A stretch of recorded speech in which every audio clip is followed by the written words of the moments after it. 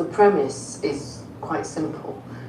Take something designed by nature and reprogram it to make it work for the body rather than against it. You're talking about a virus? Indeed, yes, in this case the measles virus, which has been engineered at a genetic level to be helpful rather than harmful. So you have actually cured cancer? Yes, yes. Yes, we have. Hey guys, what is up? Niad here with Film Comics Explained, and today we'll be taking a quick look at the Crippen virus, as featured in the movie I'm Legend, starring Will Smith. The movie is a loose adaptation of the novel with the same name by Richard Matheson, published in 1954. The title character, Robert Neville, is the sole survivor of a pandemic, which causes those infected to suffer from symptoms resembling vampirism. Just like the novel, Neville is gifted with an immunity to the virus. However, while the film has him using the majority of his time researching and experimenting to find a cure, the novel has him spending his days hunting the vampires as they slept. Neville then finds a stray dog whom he grows attached to, but eventually dies. He then dedicates his time studying, trying to find the cause of the disease, which he eventually identifies as a strain of bacteria capable of infecting living and deceased hosts. It appears to have a sensitivity to sunlight, garlic, and other traditional anti-vampire tools. We then see him utilize this knowledge to heavily cull the vampire population. In the film, the vampirism affliction was caused by the Crippen virus, a genetically modified version of the measles virus, created to work as a cure for cancer. Dr. Alice Crippen, whom the virus is named after, tested the treatment on 10,009 patients with various forms of malignancies. Miraculously, all 10,009 had made a full recovery, which led to the Crippen virus being hailed as a miracle. Unfortunately, although the test subjects remained cancer-free, they began experiencing rabies-like symptoms, causing them to go berserk and bite anyone who came within reach, which began spreading the infection. Shortly after this, an airborne strain of the virus emerged. This new strain had a 90% mortality rate. The remaining 9% became relatively mindless, fast, and strong killing machines with a keen smell for blood. This group were known as the Dark Seekers, who fed on the remaining 1% of the population. When a host is infected with KV, they slowly succumb to the disease over the course of 48 hours. During that time, the host will suffer symptoms such as fever and hemorrhaging. The psychological symptoms and bloodlust also begin to kick in. The virus drastically alters behavior, but also begins to cause physical changes to the host, such as albinism, total hair loss, and dilated pupils. A severe intolerance to UV light begins to develop, similar to vampirism. The virus also causes the host's adrenal glands to remain open, constantly flooding them with adrenaline, giving the hosts enhanced strength and agility, while also speeding up their metabolism, raising their heartbeat and causing drastic alterations to body temperature. Although Dark Seekers appear to be mindless, they are far from it. They are not only able to set up elaborate traps, but we see them maintaining relationships and can see a hierarchy of order among them, especially in the extended ending. The only other species to be infected in the movie were rats and canines, while the deer and lions appeared to have an immunity to the KV virus. Neville had himself stated that his German shepherd Samantha had an immunity to the airborne strain, but was still susceptible to the contact strain that eventually got her when she was bitten trying to protect her master. In the theatrical cut, Robert Neville was able to successfully create a cure for the virus called Compound 6, which gradually healed the host's psychological symptoms, and with the aid of lower temperatures, had the potential to cure their physical symptoms too. Robert dies protecting Anna and Ethan after finding the cure. The novel went in a completely different direction. After years of killing the vampires, Neville captures a woman named Ruth during the day that doesn't appear to be infected. He takes a sample of her blood, but is knocked out once the test reveals that she is infected. When he comes to, Ruth explains that she was sent to spy on him by the infected, who have developed medication to overcome the severe aspects of their affliction. They are essentially trying to build a new society, which is being hampered by Neville's efforts. Ruth tries to warn him to leave as he is seen as a monster by the infected, having mercilessly killed their kind over many years. Neville is severely injured and captured, and put in a cell to await execution for his crimes. Neville then acknowledges that he can now see that the infected view him with the same hatred and fear he once reserved for them. Neville takes his own life with medication given to him by Ruth. In the alternate ending of the film, Neville comes to a similar understanding, realizing that although the Dark Seekers hunted humans, it was purely out of survival, and he himself had massacred their kind, and was just as much a monster as they were. I've left a link to a version of the alternate ending, and I recommend you guys take a look. This ending was closer to the original novel, and I think it would have made for a better ending than what we got, allowing us to deconstruct our notions of good and evil. The producers of I Am Legend also released a few animated shorts depicting the effects of the Crippen virus around the world. I remember these were in the special features of either DVD or Blu-ray. I've also left a link to these in the comments below and recommend you take a look. Shelter, in particular, shows the incubation period and the psychological effects of the virus. In the short, a family in India prepare to lock themselves in a bunker due to the outbreak. The daughter runs out to see her boyfriend and returns to the house to find her family have already entered the bunker and are refusing to let her in. Her father tells her that she must wait outside for 48 hours, after which they will know for sure that she is free of infection. While she waits for the time to pass, she begins to cough up blood and tells them that the food and water they had left her must have been off. She continues to beg them to let her in, and before the 48 hours is up, her younger brother opens the door, thinking that she was okay. What's interesting to note is that she now views her family as monsters and is unable to recognize them. And although she's still aware of who they were, she ends her parents and brother, feeding on them before returning to her boyfriend, who is now also infected. Unfortunately, that's all that we have time for. I'm curious to hear your thoughts and opinions on the Crippen virus and what you think of the alternate ending, so please share these in the comments below. Special shout out to Creative, who suggested I do a video on the Crippen virus.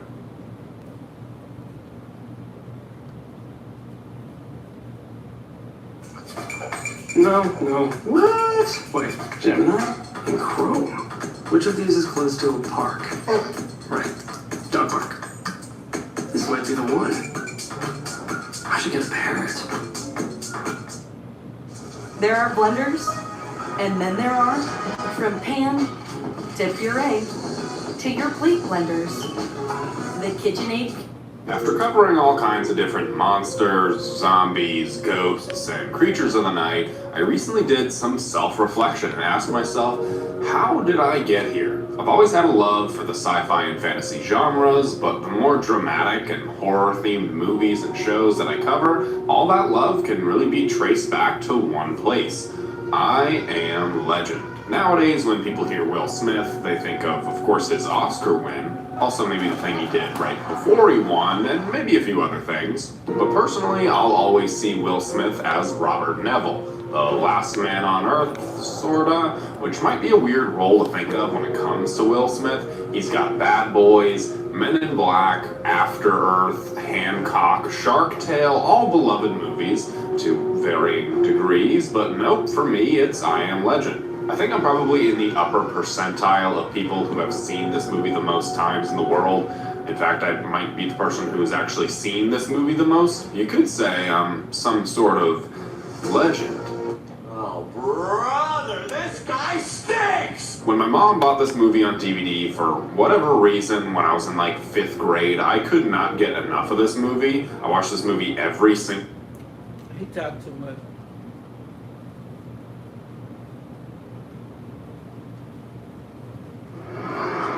Follow us home.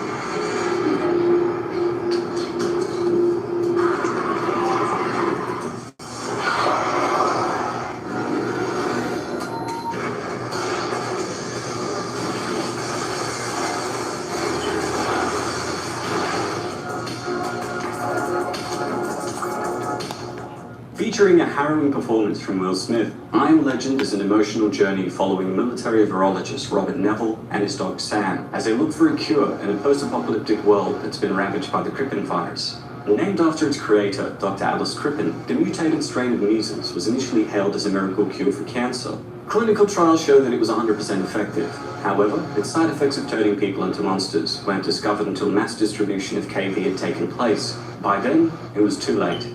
Despite the military's best efforts to contain KV, it went airborne and mutated into a lethal new strain of measles with a 90% kill rate, killing 5.4 billion people. Of the 600 million people who didn't initially die from the virus, only 12 million were naturally immune to KV. The other 588 million devolved into dark seekers. If we, like Neville, were one of the few people who are immune to the Crippen virus, would we be able to survive this nightmarish ordeal? Again, statistically speaking, most of us would probably go within the first few weeks, but maybe if we follow the major events in the film, the obstacles our main characters encounter, and the decisions they make along the way, we can improve our odds and figure out how to survive I Am Legend. As always, the first step is to know your enemy. In this case, it's the Darkseekers, humans who were infected by the Crippen virus but didn't die. The Darkseekers seem wild and unorganized, but beneath the savagery is intelligence, emotion, and, wouldn't you know it, a keen instinct to survive. However, the virus has also caused their breathing to sound quite ragged, so you can use that to your advantage and keep an ear out for signs of a hyperventilating Darkseeker lurking in the shadows. These guys are smart enough to study your weaknesses and build traps that will catch you. On top of that, they're super fast and have increased strength, so going up against a horde is a bad idea. If you want to survive, you need to be invisible.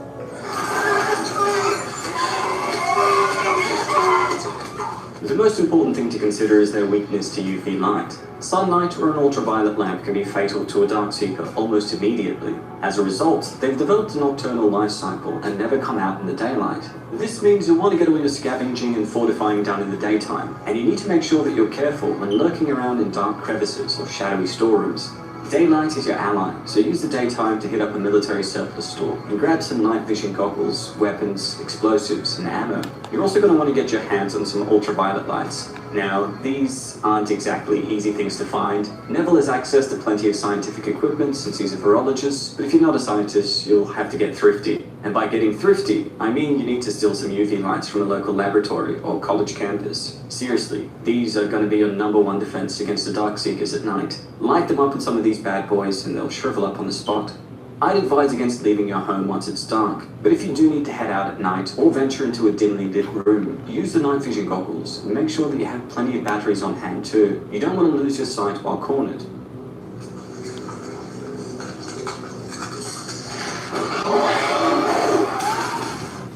If you happen to be a virologist like Neville, tell your colleagues not to genetically re-engineer the measles virus. If you have any sort of clout in the scientific community, start petitioning to nip that study in the bud right away. It'll be a long shot. I mean, people probably won't believe you if you told them that the world might soon be overrun with vampires, but hey, it's worth a try. At the very least, get them to hold off and do a few more years of clinical trials. Try as you might, the chances that they'll listen to you are unlikely, so keep hoarding supplies for the impending apocalypse. Some other key things to stock up on are food, gasoline, and water. If you can get a stockpile started early on, you won't have to worry about going out and putting yourself in danger when the world has come to an end. While the internet still exists, you might want to binge something like Doomsday Preppers on Netflix so you can get some good ideas on building bunkers, fortifying your living space, hoarding food, and ultimately surviving the apocalypse. If you've already set up a shelter, your chances of getting through this are going to be significantly improved. But even if you stumble into this outbreak unprepared, you can still use the precious hours of safety that you have during the day to put something together over time. Even if you have a nice stockpile of non-perishables, you're probably going to need to go out and hunt eventually. For this, you're going to want to have a few hunting rifles on hand, as well as some traps and snares so that you can catch deer with relatively minimal effort. But be careful while you're hunting. With all the people gone, animals at the nearby zoo will have likely broken out by now, so make sure you respect the new ecosystem that has developed around you. Man is no longer on top of the food chain. While you're out and about, make sure you know exactly how much time you have until sundown, as once it gets dark, the streets belong to the Darkseekers. Neville always keeps a watch handy with a timer set, so that he knows exactly when the Darkseekers will be coming out. Make sure that you do the same, and don't take any unnecessary chances. Once the alarm goes off, it's time to head home. No exceptions.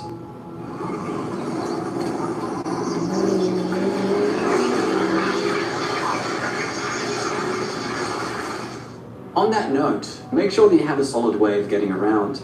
Neville cruises in a Ford Mustang Shelby GT500 like a boss. Having a fast sports car in hand is definitely helpful when you need to speed back home before sunset, so go ahead and snag yourself a flashy car. It'll be practical and fun. Having said that, you might want something a little more fuel efficient than a Mustang.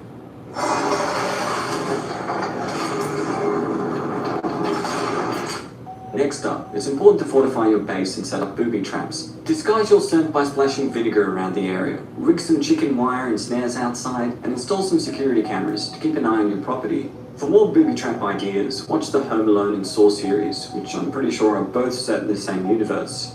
A Mustang is great when you need to move quickly, but in the event that you need to leave your shelter altogether, you need a large, heavily fortified vehicle with enough food, water, weapons, and supplies to last a few months, or at least until you can fortify a new base. If you do decide to fortify your home, make sure that you have metal grates on all the windows so that nothing can smash through and take you by surprise. It's also a good idea to do what Neville does and set a second alarm so that you can begin locking down as soon as the sun starts to set.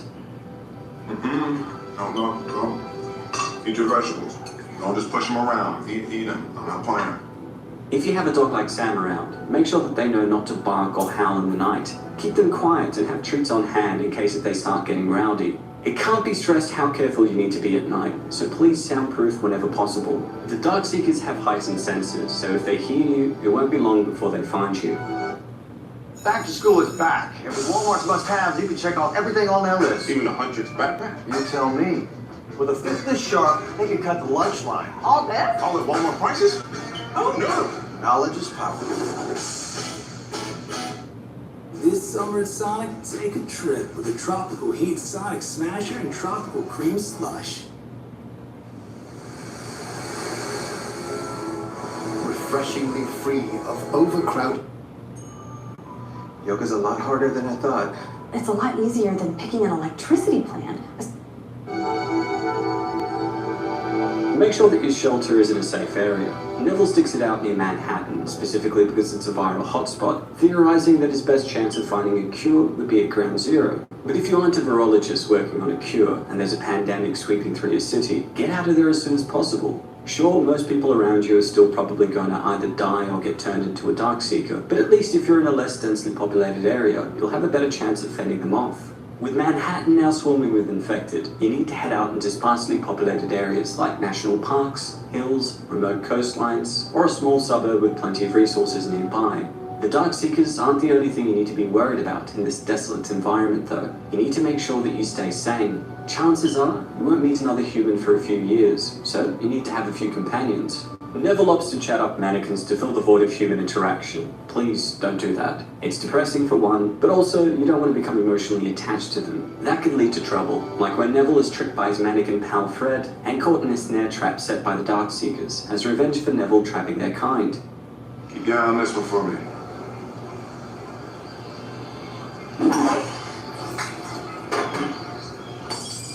I'm getting good. Neville's best companion is his dog Sam, a German Shepherd who sticks by his side to the end. Sam is the key to keeping Neville together mentally and emotionally, and if it weren't for the support she gave him, it's likely that he would have given up before finding a cure. Clearly, having man's best friend by his side is better than befriending mannequins, so make sure that you have a puppy. In fact, why not adopt multiple dogs right as news start reporting the outbreak? Not that your new friends are expendable or anything, but this way, if one happens to get infected by a Darkseeker, at least you'll still have a few friends left. And this leads us on to the next point. Going out and trying to seek revenge on the Darkseekers for killing your dog is a bad idea. Granted, Neville's desire to avenge Sam did lead him to finding Anna, but it was reckless. Now, having other dogs won't lessen the pain of your loss, but it will motivate you to put their safety above your need for revenge, and will stop you from doing stupid things like this.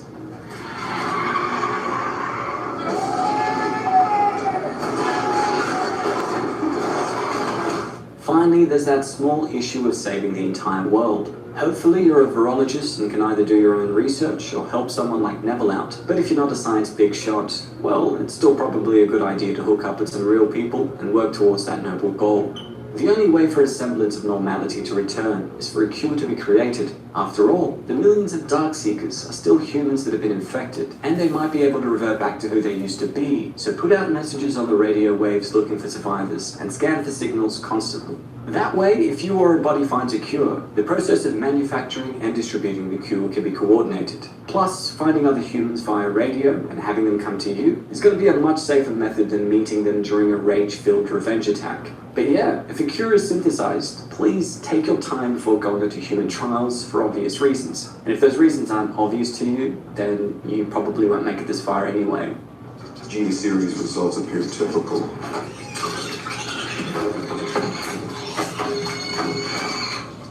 Compound 6 appears to be showing decreased aggression response.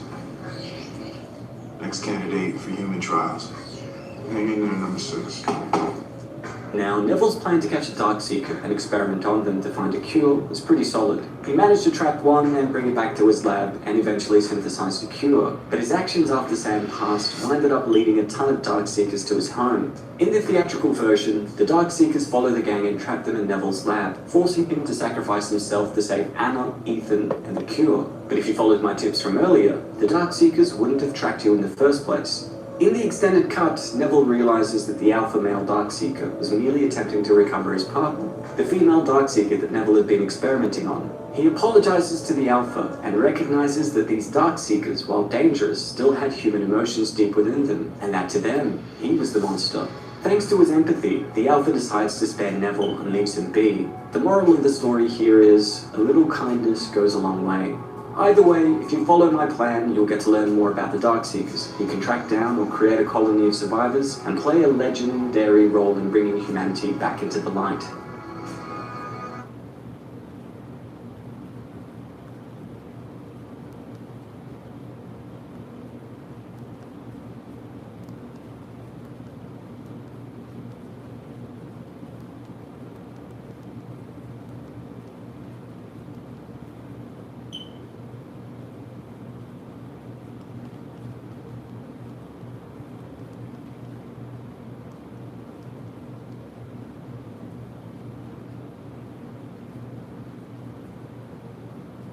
Every story about zombies.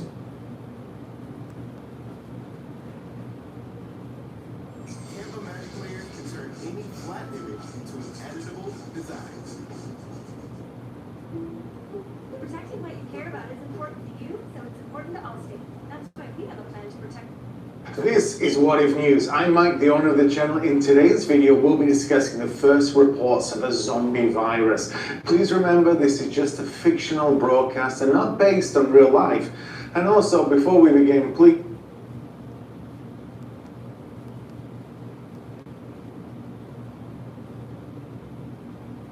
The once serene and peaceful town was suddenly thrust into a terrifying ordeal. In a gated island.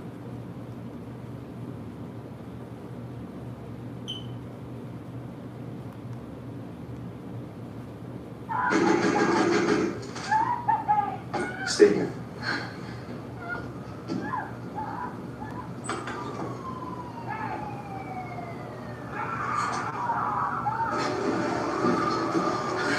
We need to get out of here. We need to leave. Dad.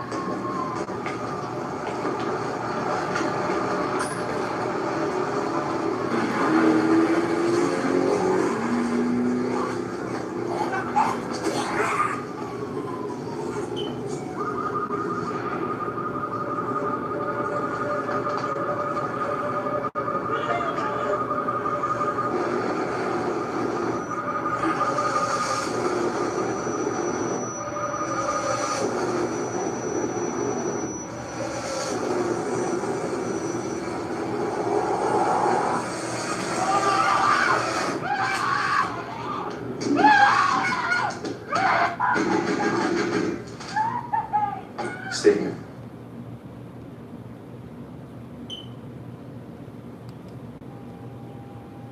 That the supercharger stations generate the energy during the day and then also have a localized battery pack so that people can charge at night. The Tesla supercharging stations would continue to function even in a zombie apocalypse. Just never know, that's coming one day, we know it. Yeah, it's just a matter of time. That the supercharger stations generate the energy during the day and then also have a localized battery pack so that people can charge at night. The Tesla supercharging stations would continue to function even in a zombie apocalypse. Just never know, that's coming one day, we know it. Yeah, it's just a matter of time.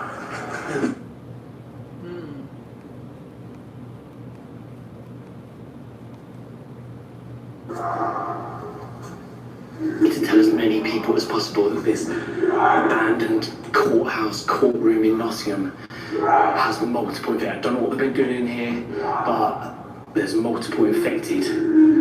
This is just one of them. I'm tracking it. I'm trying to keep my voice low. If it turns around, sees me. But if we get enough people aware of what's going on here in Nottingham, that there's a zombie outbreak, in Nottingham, then I'll get closer, I'll get some more evidence, I'll try and get as close as I can to it, but I need you guys along for the ride. Tell as many people as possible that this is happening. To tell as many people as possible that this abandoned...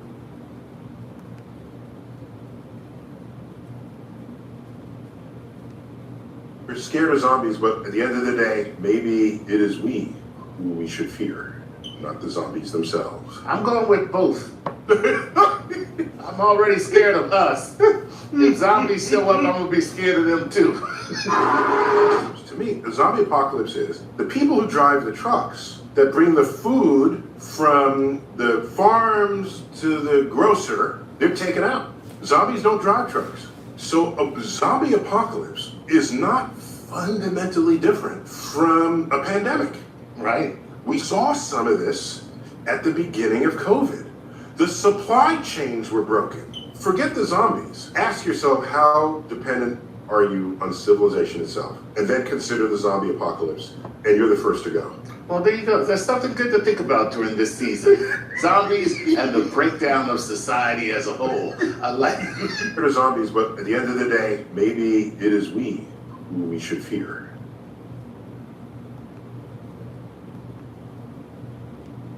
When you heard about the first outbreak in Wuhan, did you ever think this was going to happen?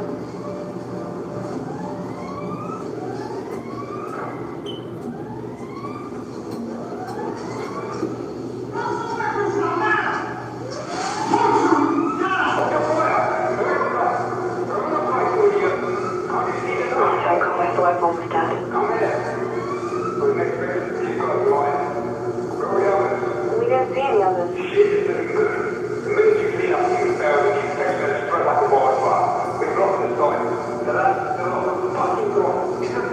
Look, we've got a blood sample from the first known victim. If we study the sample, it may contain a cure. We may have a shot at this. We might be able to stop this. So what do you suggest we do?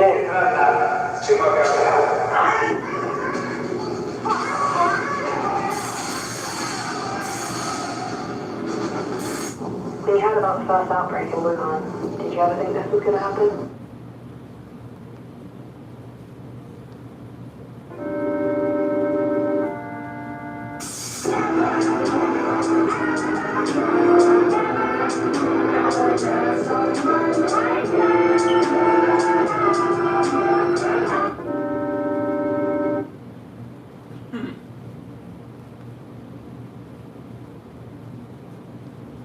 They say that when a house is surrounded by zombies, no matter how you reinforce the front door, it won't hold. The sheer combined force of the horde will eventually smash through. To put that to the test, the team bought an old barn and rebuilt its front door with steel and heavy wooden planks. Adam stepped in as the zombie leader, commanding 100 volunteers playing zombies to storm the barn. To help them push with full force, Jamie slipped corrugated plastic tubing over their arms and torsos, giving them leverage while keeping them safe. Once everything was set, Jamie and Michael from The Walking Dead stood inside to defend the barn. The horde charged the wooden door, and in less than 10 seconds, Adam's army of zombies had burst straight through. They poured into the barn like a tidal wave, proving that kind of door was no match for a determined crowd. Jamie went back to the drawing board and built a stronger door, but when Adam led the zombies in again, it still crumbled almost immediately. Once more, the barn was overrun. Instead of discouraging him, the failures only fueled Jamie's determination. For the third attempt, he constructed a frame reinforced with ebony wood and secured it with oversized bolts. Under Adam's command, the zombie horde slammed against the door again and again. The frame shook violently, but it never broke. At last, exhausted and out of strength, the zombies gave up. This time, the door held. They say that when a house is surrounded by zombies,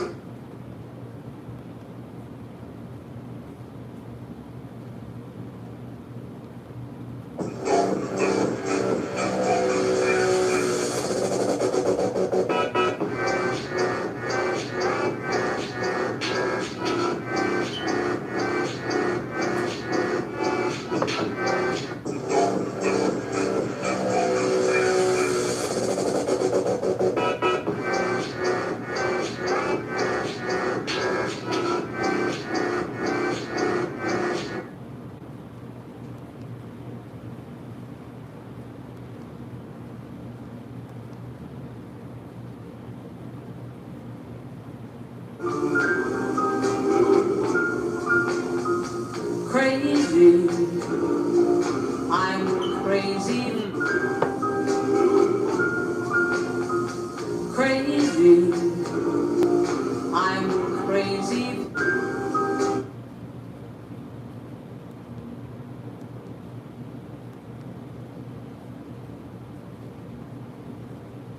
These might be the worst guns you could use in an apocalypse. Let me show you. Gun number 1, the Smith & Wesson 500 Magnum. You already know this would be the worst thing to have. One being, you only get 5 rounds. Plus, the recoil on this thing is terrible, and it's super loud. Gun number 2, the life card. Main reason being, it shoots 22 alarm. Here's the bad news. You only get 1 round per shot. Do you really think this guy's gonna hold off some zombies? I don't think so. Gun number 3, the high point yeet cannon. Are you really gonna trust your life against the zombies with the yeet cannon high point? Now here's the question, did I miss any guns that would just be terrible for a zombie apocalypse? Comment down below. These might be the worst guns you could use in an apocalypse. Let me show you.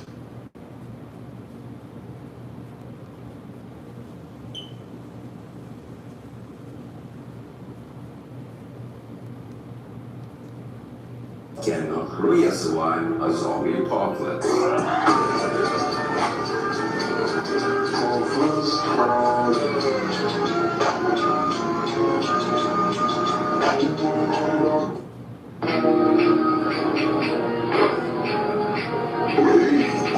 Can Korea survive a zombie apocalypse?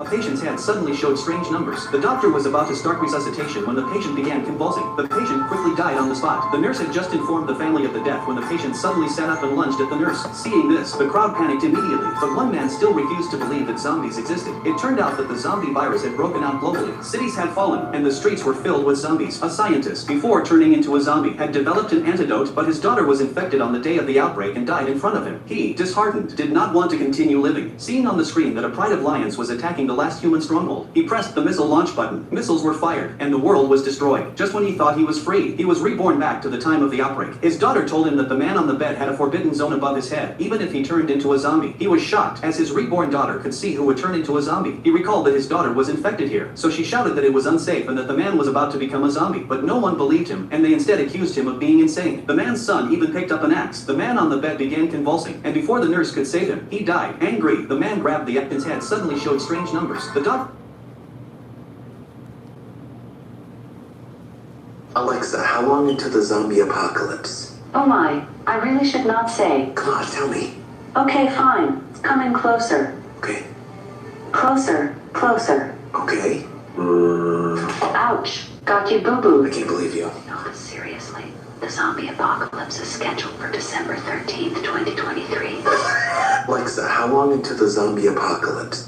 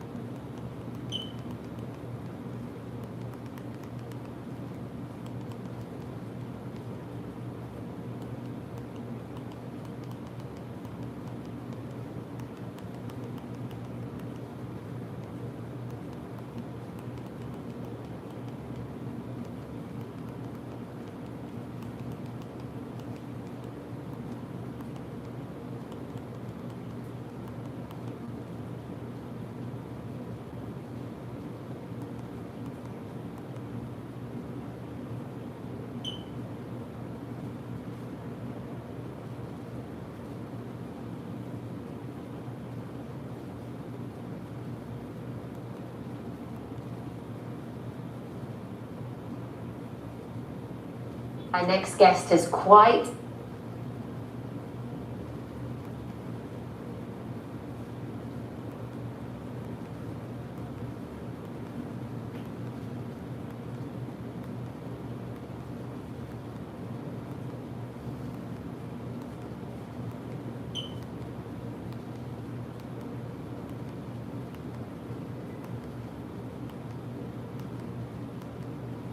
Okay, so there's none.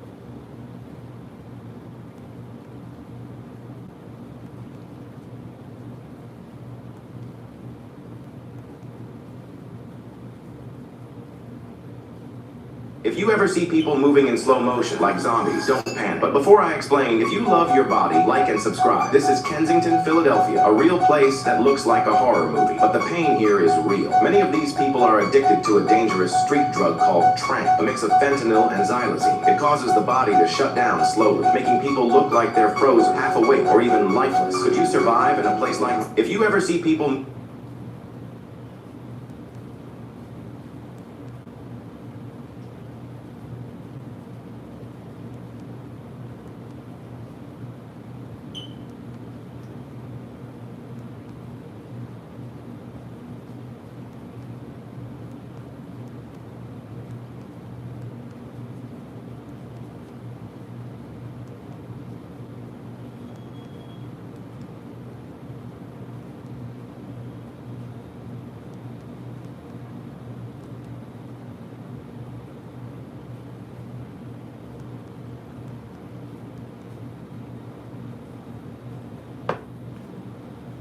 Yeah, bye.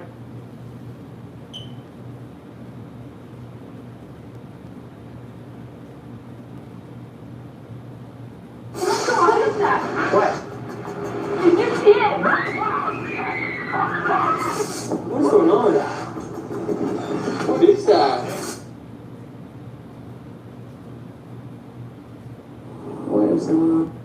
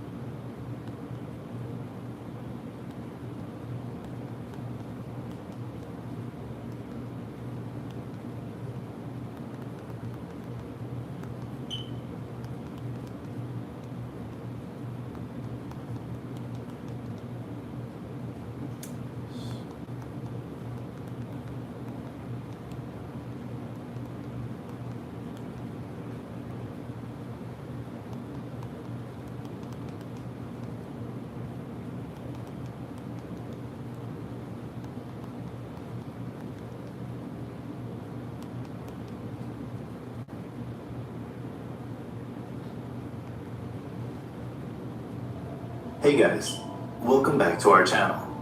Today, we'll be doing a recap for the movie, I, Robot. Before getting into our video, subscribe to our channel to avoid missing updates. Spoiler alert. The film starts.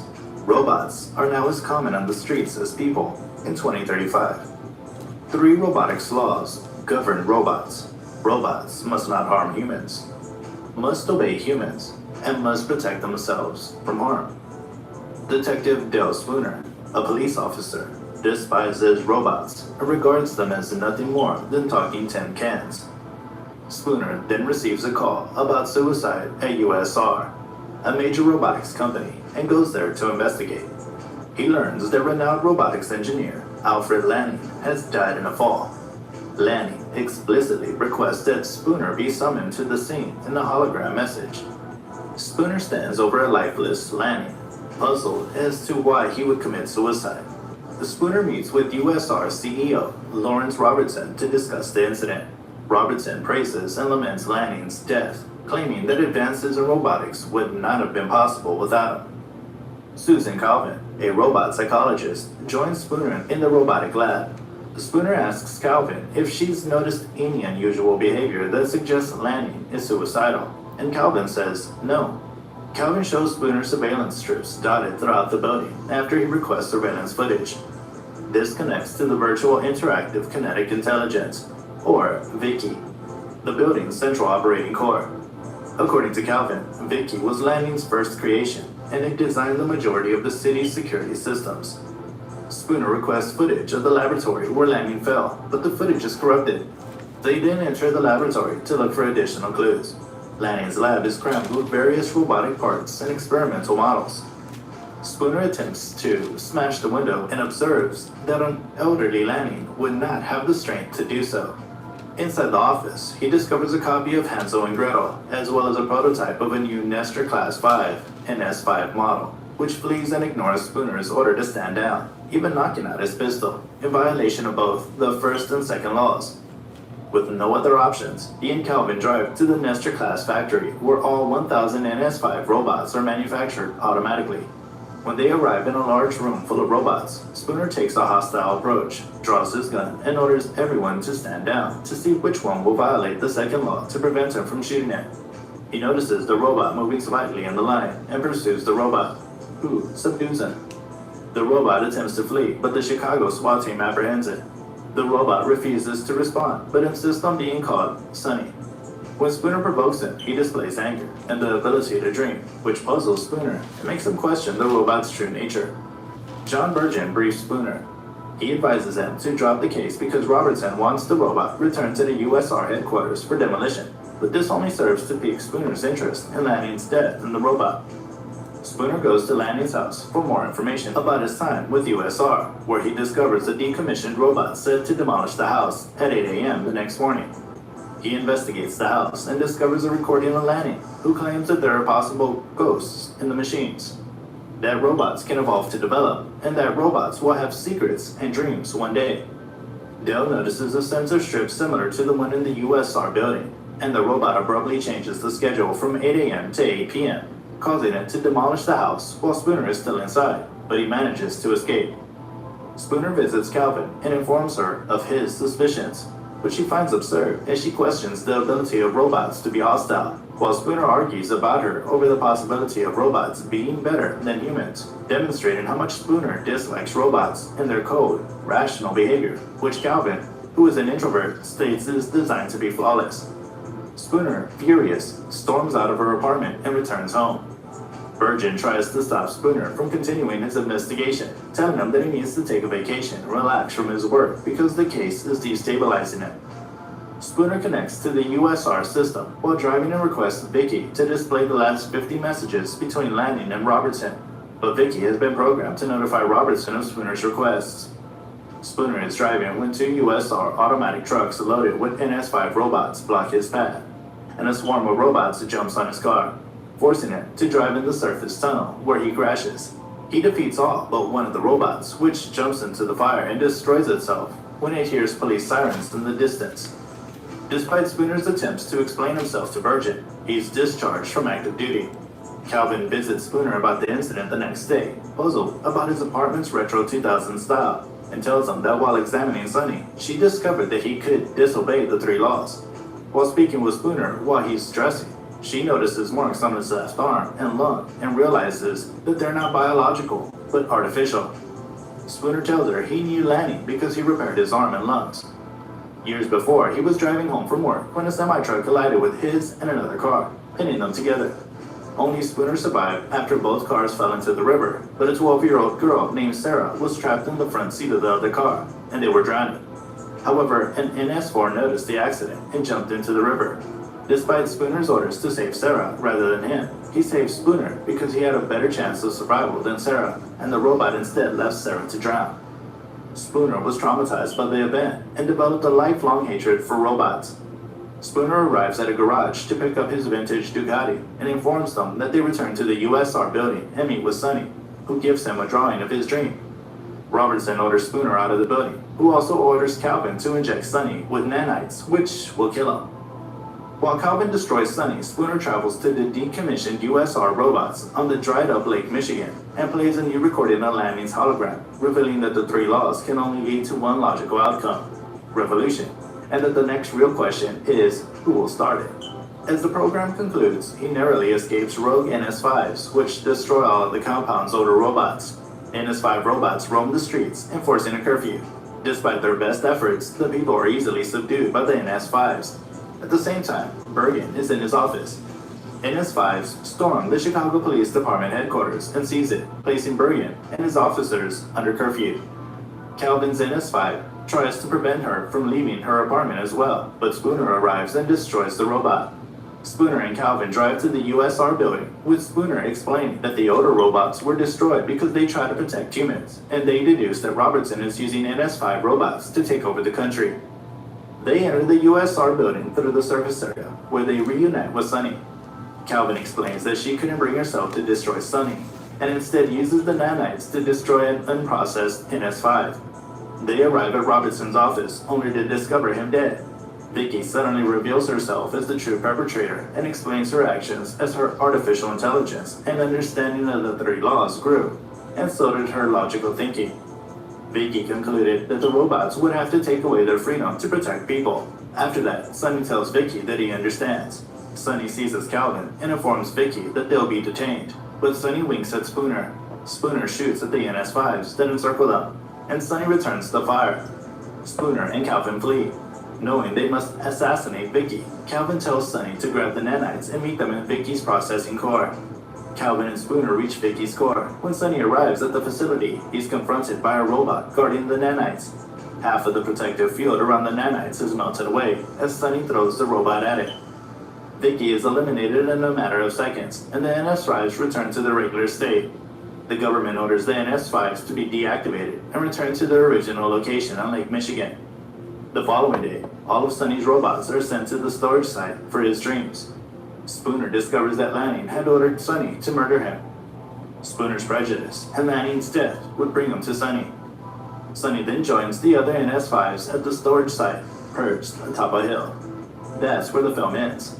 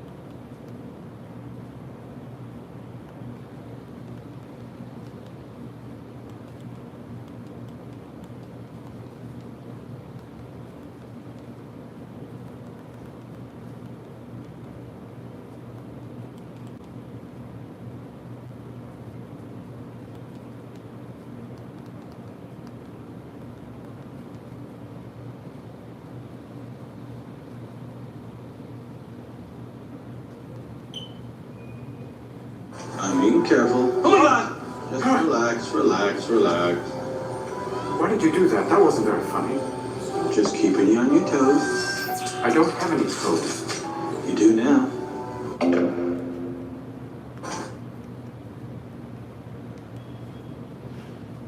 Will you step back, sir, to maximize presentation?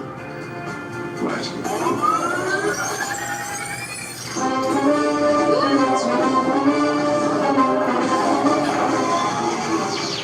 Will you step back, sir, to maximize...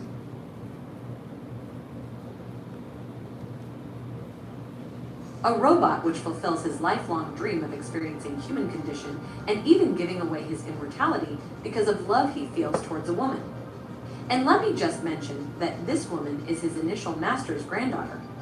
Well, that sounds kind of awkward. Anyways, this is a science fiction comedy drama film called Bicentennial Man, released in 1999. Spoiler alert. While I might give you my opinion on the film, this is not a substitute for watching it for yourself. Links to the film are in the description.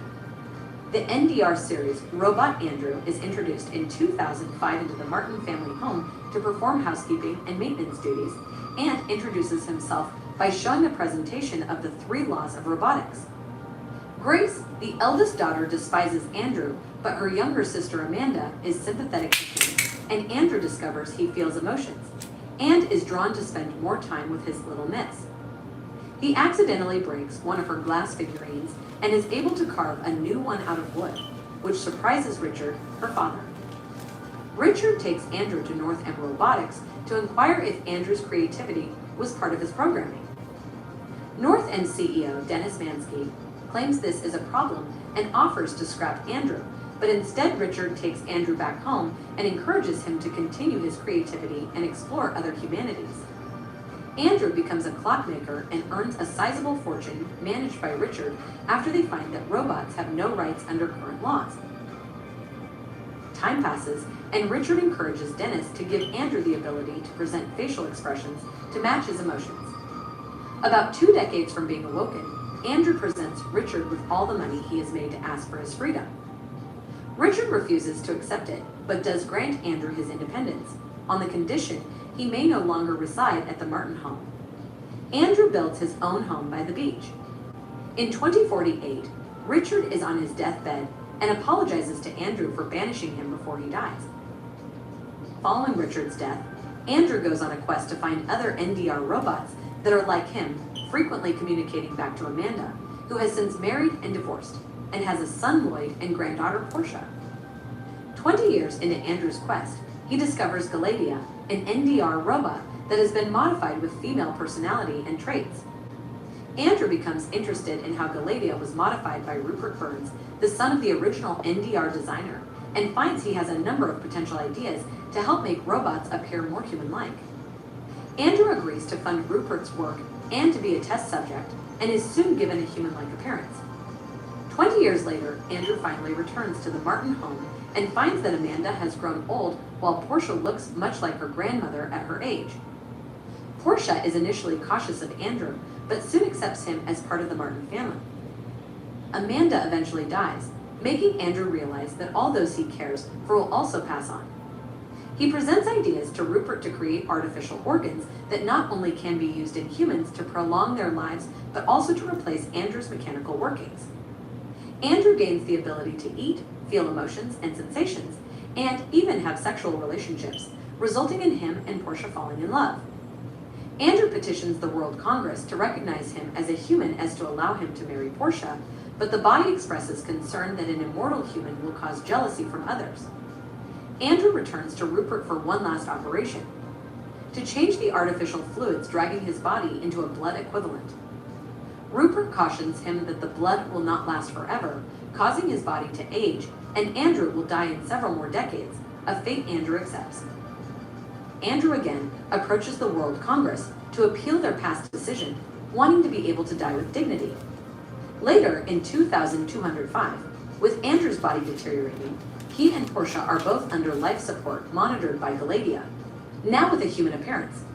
They hold hands and watch the World Congress as they recognize Andrew as a human being, the world's oldest at 200 years, and giving all rights confirmed by that, including validating his marriage to Portia. Andrew dies during the broadcast, which is confirmed by Galadia. Portia asserts that Andrew already knew the answer to whether he was human, and then, after ordering Galadia to turn off her life support, she soon dies, hand in hand with Andrew as she whispers to him, "See you soon." And that is where the film ends, a really thought-provoking science fiction comedy drama story. But what are your thoughts? Right?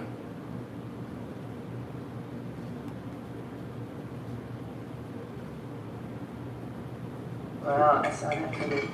How could you see that coming? They were Oh, come on, fabulous. she was miserable. I mean, Well, he never said that.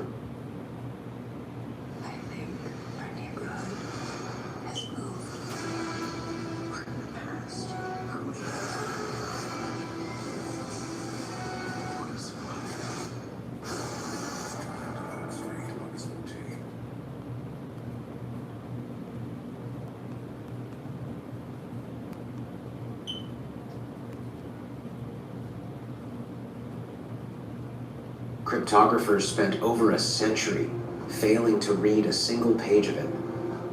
Even Al.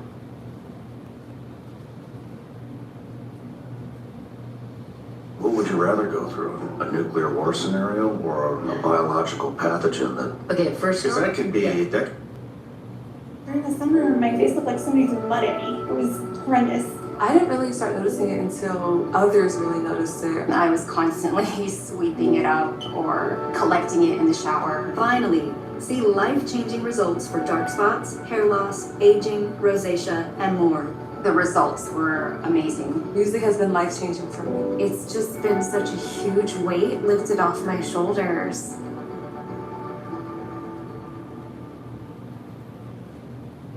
What would you rather go through? A nuclear war scenario or a biological pathogen that... Okay, first... Because that could be a long, slow, painful death. I mean, I guess so could nuclear war if you aren't in the blast zone, but...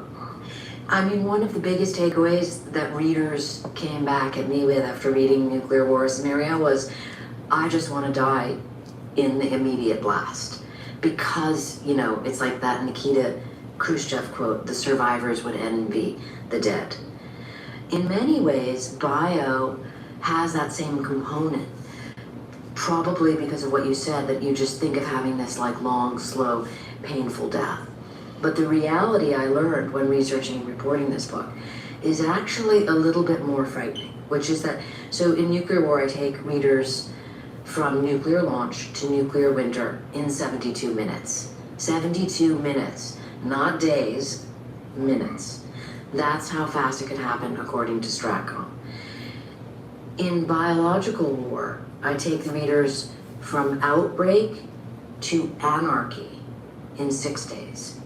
Because anarchy and insurrection is the real threat.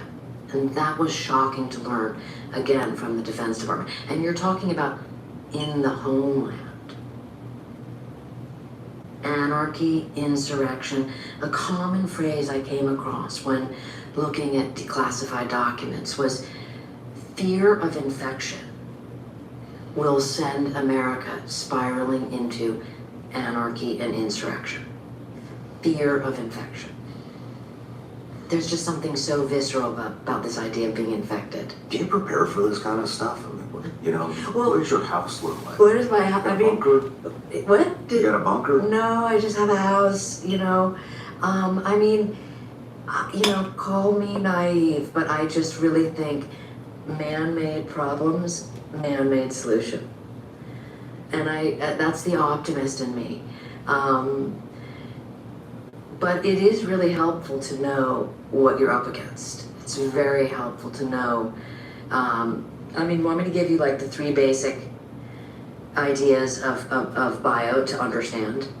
Yeah. Okay, so because like sometimes I write for like everybody. Like just give it to me so I can understand it. That's the questions I ask the smartest people in the room, and it's what I try to convey. Because if you're like too knowledgeable on a subject, sometimes you lose your audience. So, and we all lived through the COVID pandemic. So whenever you're talking about a biological incident, 3 things. How might I get it? That's transmissibility. How might I get it? How deadly is it? Okay, COVID, 1% death rate. 1 out of 100 people died. Flu, 0.1%. Okay? 3rd thing is there something I can take that will heal me? That's called medical countermeasure. 3 basic components. And so through all of modern history and Defense Department planning against biological war has been like looking at those 3 and creating lists of fears around them.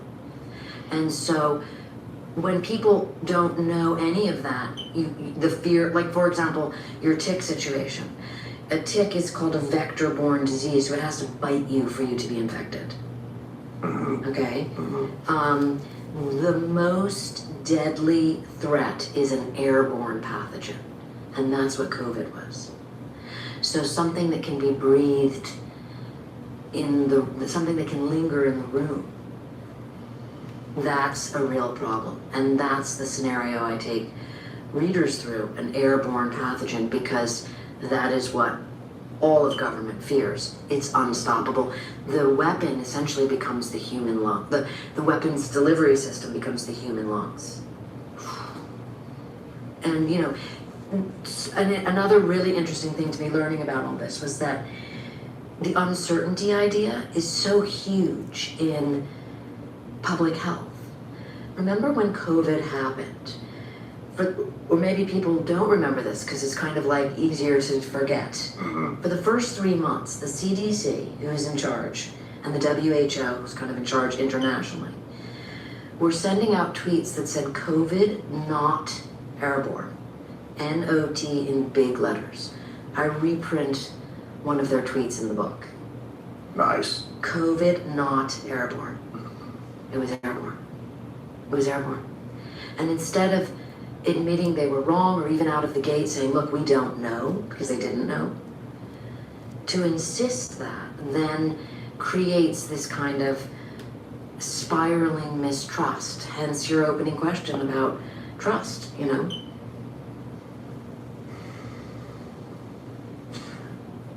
Just going through, you know, the outline and said, it brought a lot of stuff to mind. I mean, we'll get into the book here in just a second, but if you looked at Ancestry.com or like any of these, you know, these, my mind's going blank here, biometrics, you know, companies, I mean, and who owns them, and I mean, they could take your DNA that you paid to have tested and create a bioweapon specifically designed to assassinate you. Damn. Absolutely. I mean, individual targets are a whole other dirty game. And historically, that has been going on for a very long time. The Soviets had huge assassination programs, specifically, you know, creating like poisons. Poisoning is like one of the oldest assassination ruses in the world. I mean, you can think of like a poison arrow, or like somebody. There was an Al Qaeda guy that got assassinated. I want to say one of the like before the War on Terror. He was in Kosovo, I believe, and Katab was his last name. Interesting. And he like opened up a letter and somehow licked it or just closed the letter, and that there was poison on it, and he died. So there are these very specific assassinations that way. But what I think is the really big threat is this: what the Defense Department calls, what FEMA calls, what HHS, our Health and Human Services, call, because bio is a multi-agency event, which is even more complex and threatening because now you're talking about multiple agencies and stovepiping.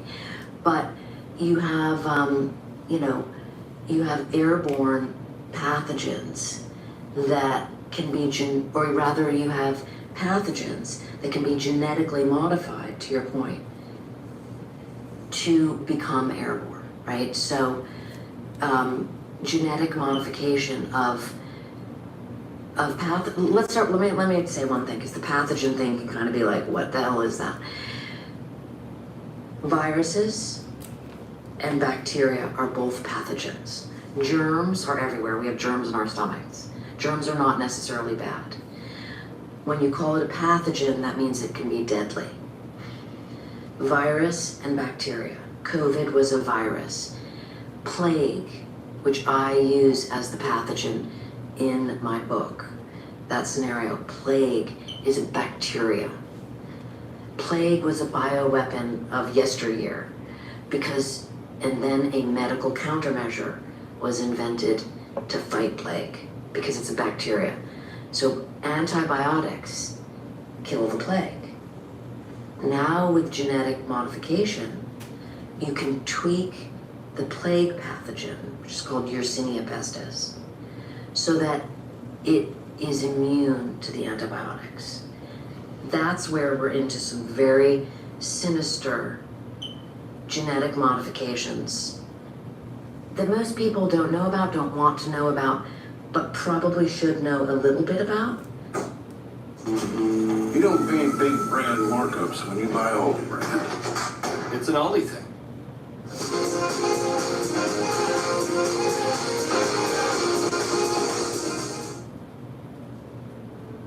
Name? I'm Mike. Acting's what I live and breathe for.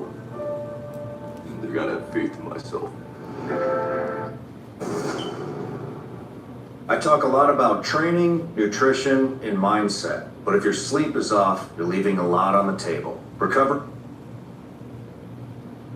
That was 16 minutes. What would you rather go through? A nuclear war scenario or a biological pathogen that...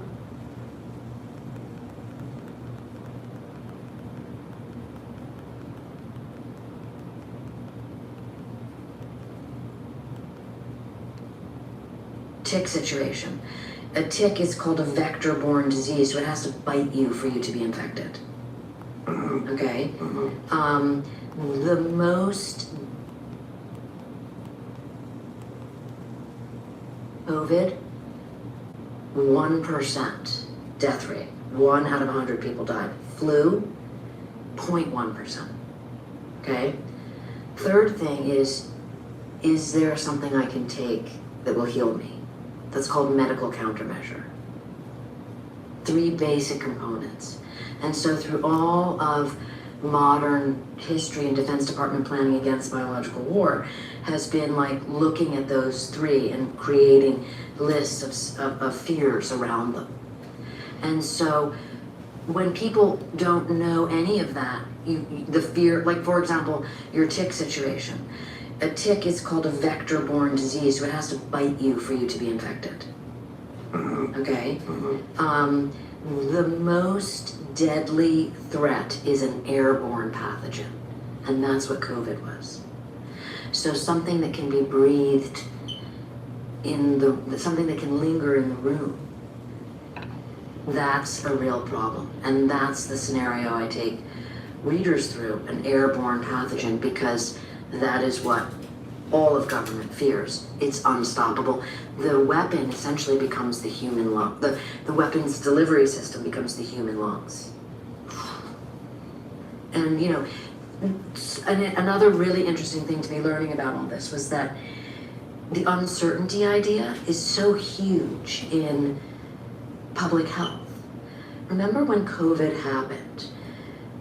Or maybe people don't remember this because it's kind of like easier to forget. For the first 3 months, the CDC, who is in charge, and the WHO, who's kind of in charge internationally, were sending out tweets that said COVID not airborne. N-O-T in big letters. I reprint one of their tweets in the book. Nice. COVID not airborne. It was airborne. It was airborne. And instead of admitting they were wrong or even out of the gate saying, look, we don't know, because they didn't know, to insist that then creates this kind of spiraling mistrust, hence your opening question about trust, you know?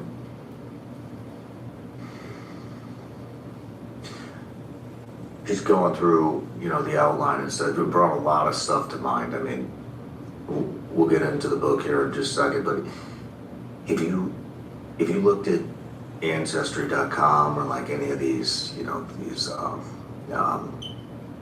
my mind's going blank here, biometrics, you know, companies, I mean, and who owns them, and I mean, they could take your DNA that you paid to have tested and create a bioweapon specifically designed to assassinate you.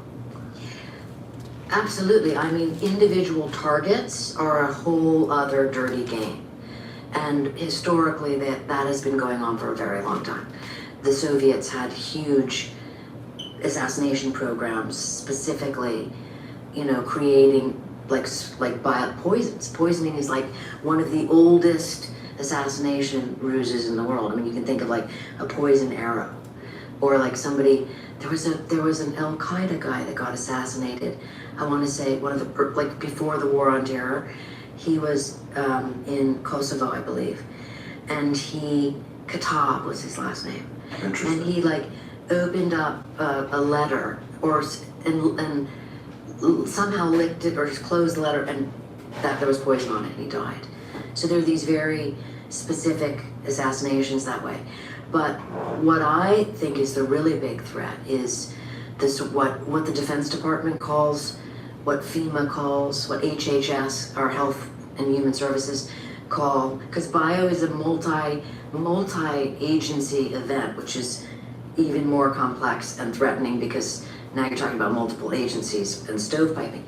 But you have, you have airborne pathogens that can be, or rather you have pathogens that can be genetically modified, to your point, to become airborne, right? So genetic modification of let's start, let me say one thing, because the pathogen thing can kind of be like, what the hell is that? Viruses and bacteria are both pathogens. Germs are everywhere. We have germs in our stomachs. Germs are not necessarily bad. When you call it a pathogen, that means it can be deadly. Virus and bacteria. COVID was a virus. Plague, which I use as the pathogen in my book. That scenario, plague is a bacteria. Plague was a bioweapon of yesteryear because, and then a medical countermeasure was invented to fight plague because it's a bacteria. So antibiotics kill the plague. Now with genetic modification, you can tweak the plague pathogen, which is called Yersinia pestis, so that it is immune to the antibiotics. That's where we're into some very sinister genetic modifications that most people don't know about, don't want to know about, but probably should know a little bit about. We can grow very healthy crops without disease pressure, without insect pressure. That comes from treating everything more as an ecosystem. Incorporating cover crops, incorporating sheep, these are practices that will have dividends not just in this year, but in the years to come. At the circus, every day is a celebration. Don't miss the greatest party on earth. A woman was depositing a check at the bank, but when it fell into a storm drain, the Frost banker went in and got it. Unreal. Frost is so money. I've been baking my entire life. I love being in the kitchen, and I'm constantly furrowing my brows. So when some of my friends mentioned they got treated with Botox Cosmetic and were happy with the result, I talk a lot about training, nutrition, and mindset, but if your sleep is off, you're leaving a lot on the table. Recovery doesn't happen while you're grinding. It happens when you're asleep. That's when your body rebuilds, resets, and actually absorbs.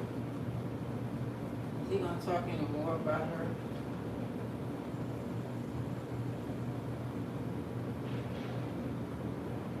Because it helps you know what you're up against. I mean, it's scary, you know, it's just, from what I understand, it's a lot. Performance and recovery. Because it helps you know what you're up against. I mean, it's scary, you know, it's just, from what I understand, it's a lot cheaper to produce a bioweapon, a lot easier to sneak it in the country, a lot easier to get it released. And I'm not a scientist or anything, but you see, all the things that are being created right now. Mm-hmm. The dire wolf, the woolly mammoth supposedly is coming back. We had Charles Hoskinson on, who's one of the scientists. Have you heard about the plants that they're developing? Mm-hmm. They're making bioluminescent plants that can glow whatever color they want, which is amazing. You know, some of the use, I mean, he was saying, you could put these things around, put these plants around a nuclear power plant or whatever, and if there's any radiation leaking, then the plants will glow red. And he showed me pictures of what these things look like. We couldn't put it on the episode because it was so early on. But I mean, it bioluminescent plants that can glow whatever color they want, which is that are being created right now. Mm-hmm. The dire wolf, the woolly mammoth supposedly is coming back. We had Charles Hoskinson on, who's one of the scientists. Have you heard about the plants that they're developing? Mm-hmm. They're making bioluminescent plants that can glow whatever color they want, which is amazing. You know, some of the use, I mean, he was saying, you could put these things around, put these plants around a nuclear power plant or or whatever. And if there's any radiation leaking, then the plants will glow red. And he showed me pictures of what these things look like. We couldn't put it on the episode because it was so early on. But I mean, it's like something you would see in that movie, The Avatar. It's like science fiction, except for it's science fact. It's real.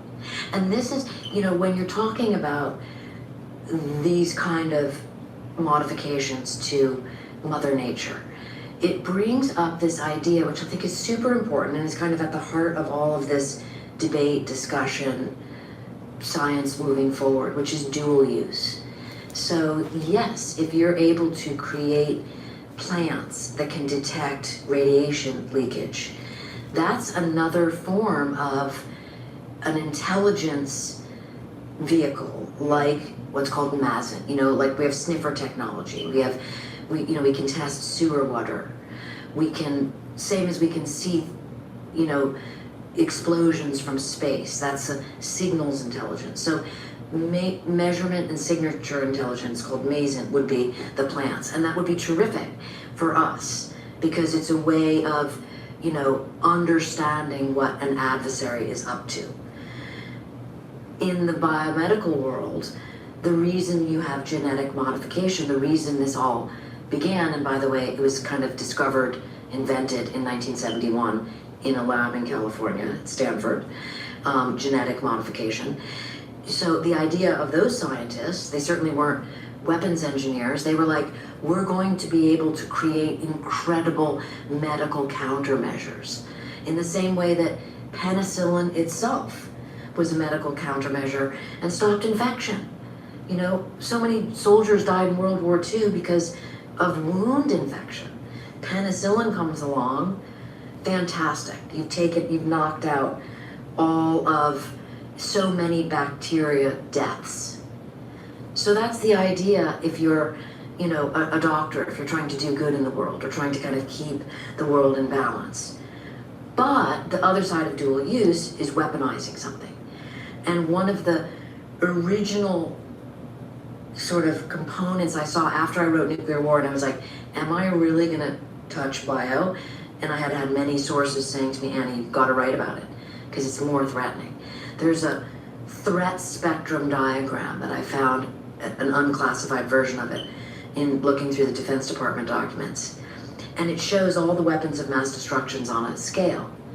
And of course, nuclear weapons are at the worst end because they are the most destructive. But bioweapons are considered by the Defense Department the greatest overall threat. Really? Greatest overall threat. That is shocking. That needs to be discussed. Yeah. And it's because the bar for entry is so low. You know, think about we've had nuclear technology for 80 years now, weapons technology. There's an incredibly low bar a high bar for entry. You can't just make a nuclear bomb in your basement. Bioweapons, people will now tell you that like a high school student with limited biology can essentially do some genetic tweaks to create this kind of thing. So the accident, absolutely. That sounds alarmist, it's true. That is like worthy of a discussion in and of itself. That's basically everybody. No matter where you're watching the Sean Ryan Show from, if you get anything out of this at all, anything, please like,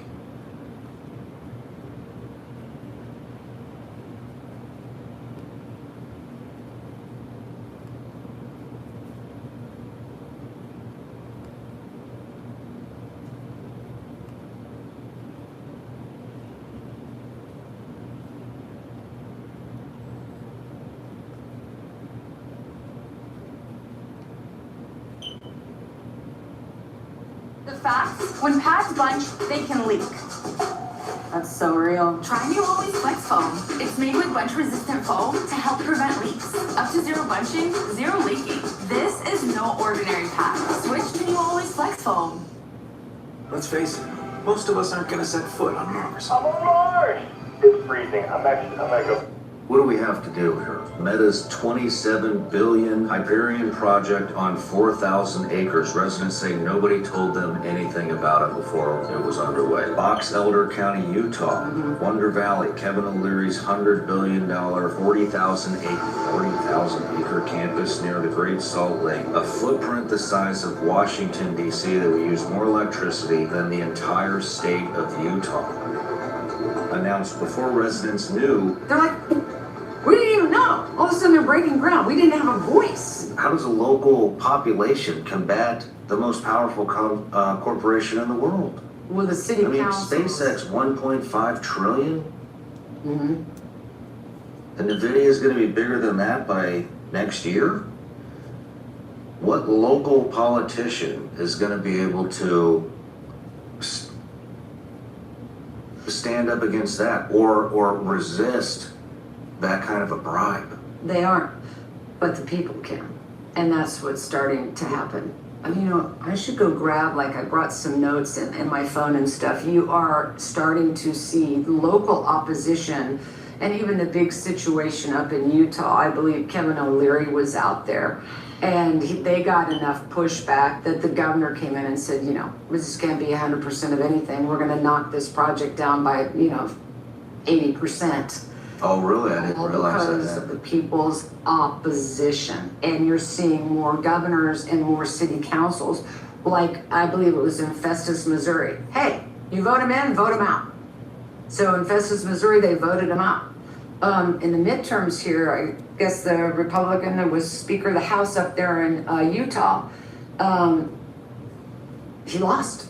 So because of the opposition, and it's just, as I said in the beginning, and I've never really seen anything like this in my 30 years of doing this type of environmental work, such a rise of the people on this issue. And they are starting to turn that tide. And I believe that these local council members, because they're just voting them out, just be careful how you're voting over there, because they're going to vote you out. They can't say no to the money coming in.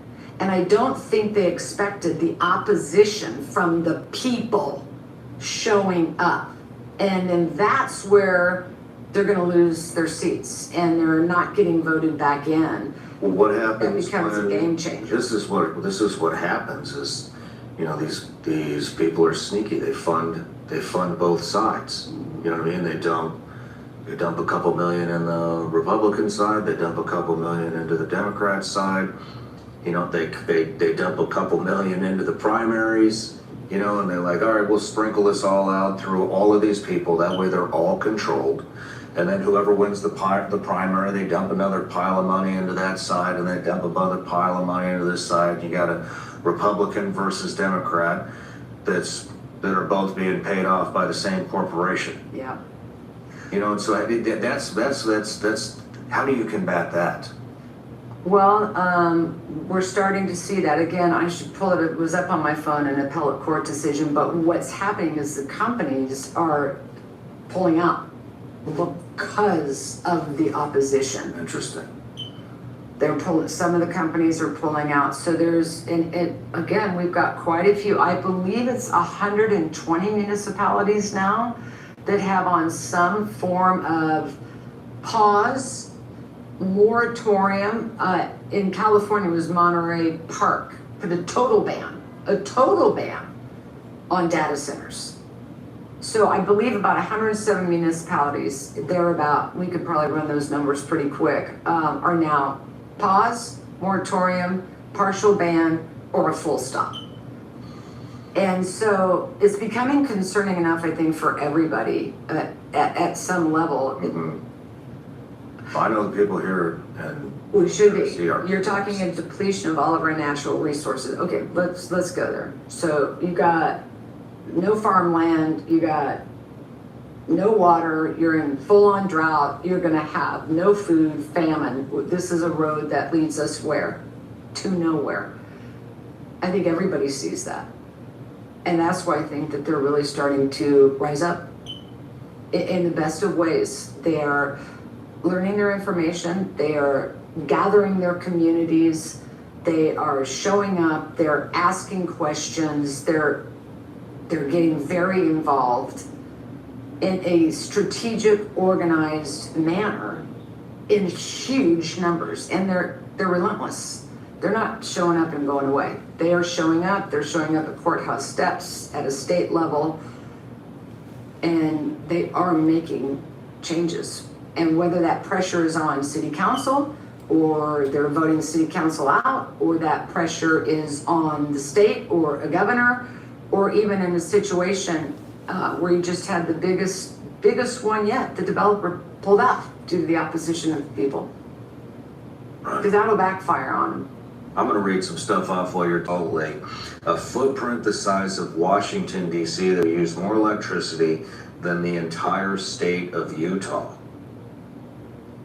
Announced before residents knew, fast-tracked with a national security tax break.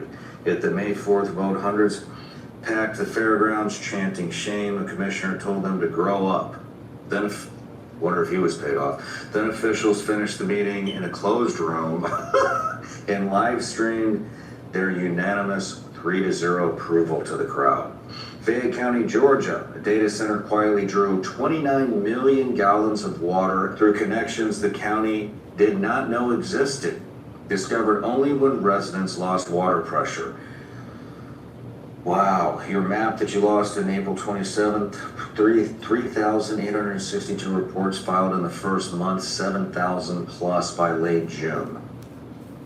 Photos, noise complaints, water problems, health concerns, all sourced and penned. Yeah. And we list stats inside the map, so you can go and look at what, those stats are.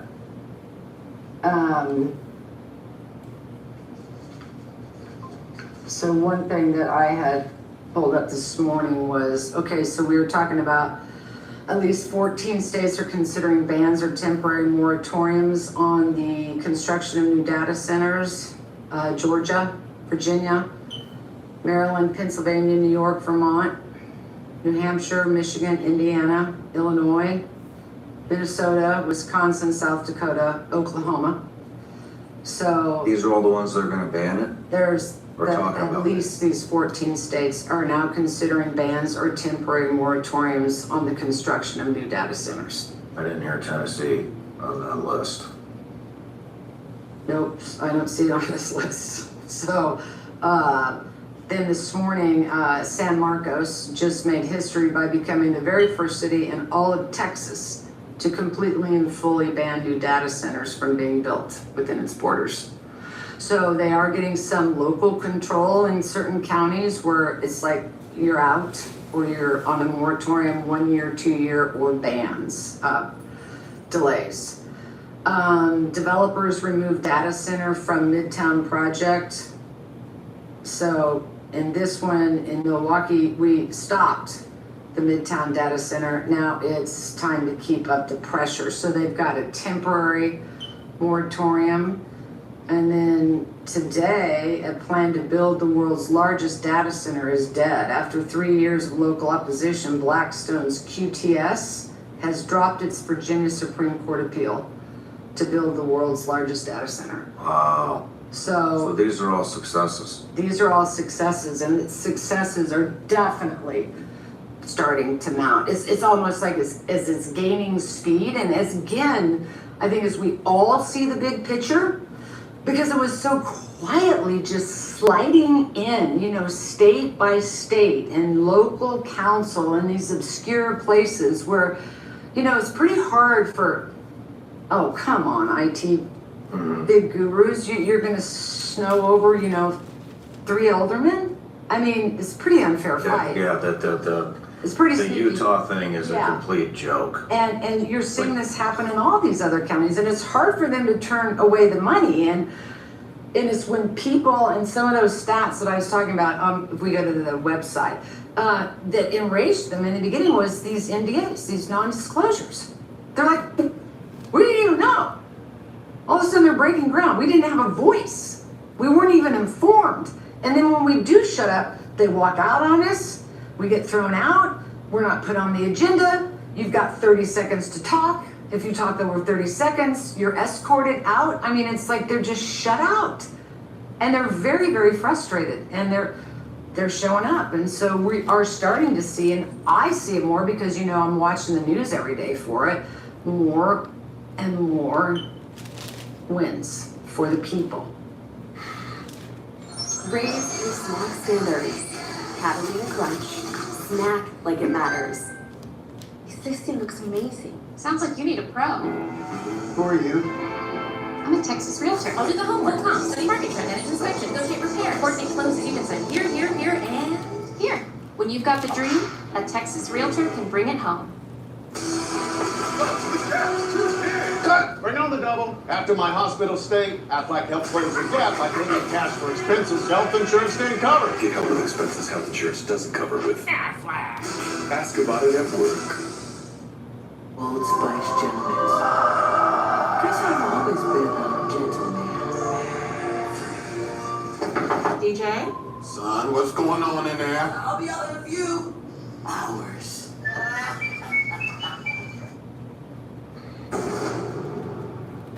Do you use Bitcoin? I do, and I've been interested in it for a while now. And honestly, it sounds way more complicated than it actually needs.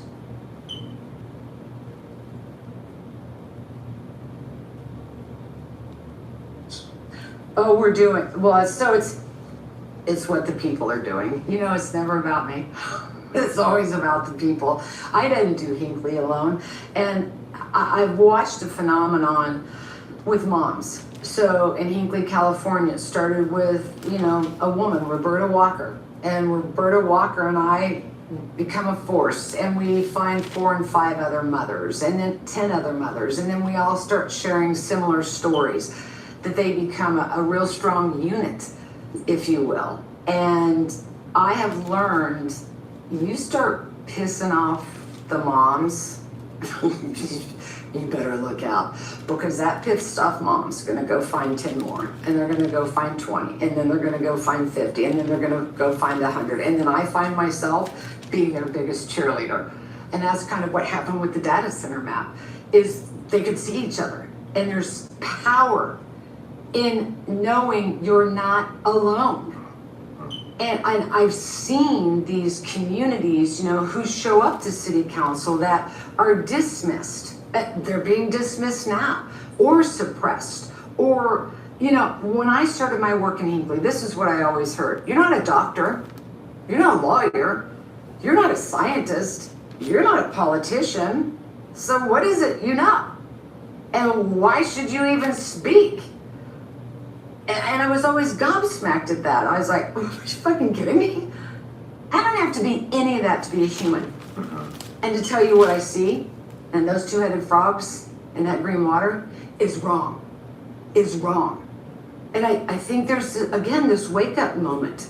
And it is back to the very basics, the very principles of what it is that we need in humanity to sustain life. I'm worried about my grandchildren. What legacy are we going to leave to them? We cannot sustain ourselves with just AI data centers and no water and no farmland and no sanctuary, no wildlife, noise pollution, air pollution. What do we think is going to be the end result here? More cancer.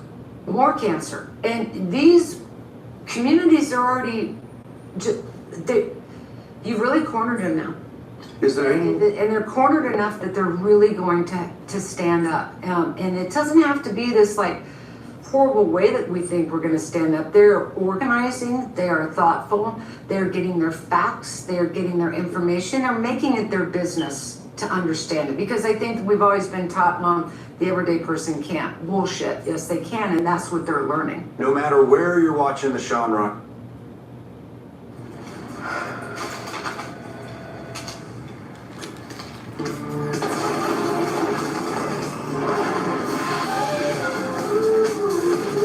refresh the everyday with Mentos Gum. Yes to fresh. You really can buy a car online on Auto Trader. Even on the set of an Auto Trader commercial. Can you still talk to someone when you're buying online? Testing? Really? You have local dealers behind the scenes. Really? Really? Great to work with you, Doug. Can I get a ride back to set?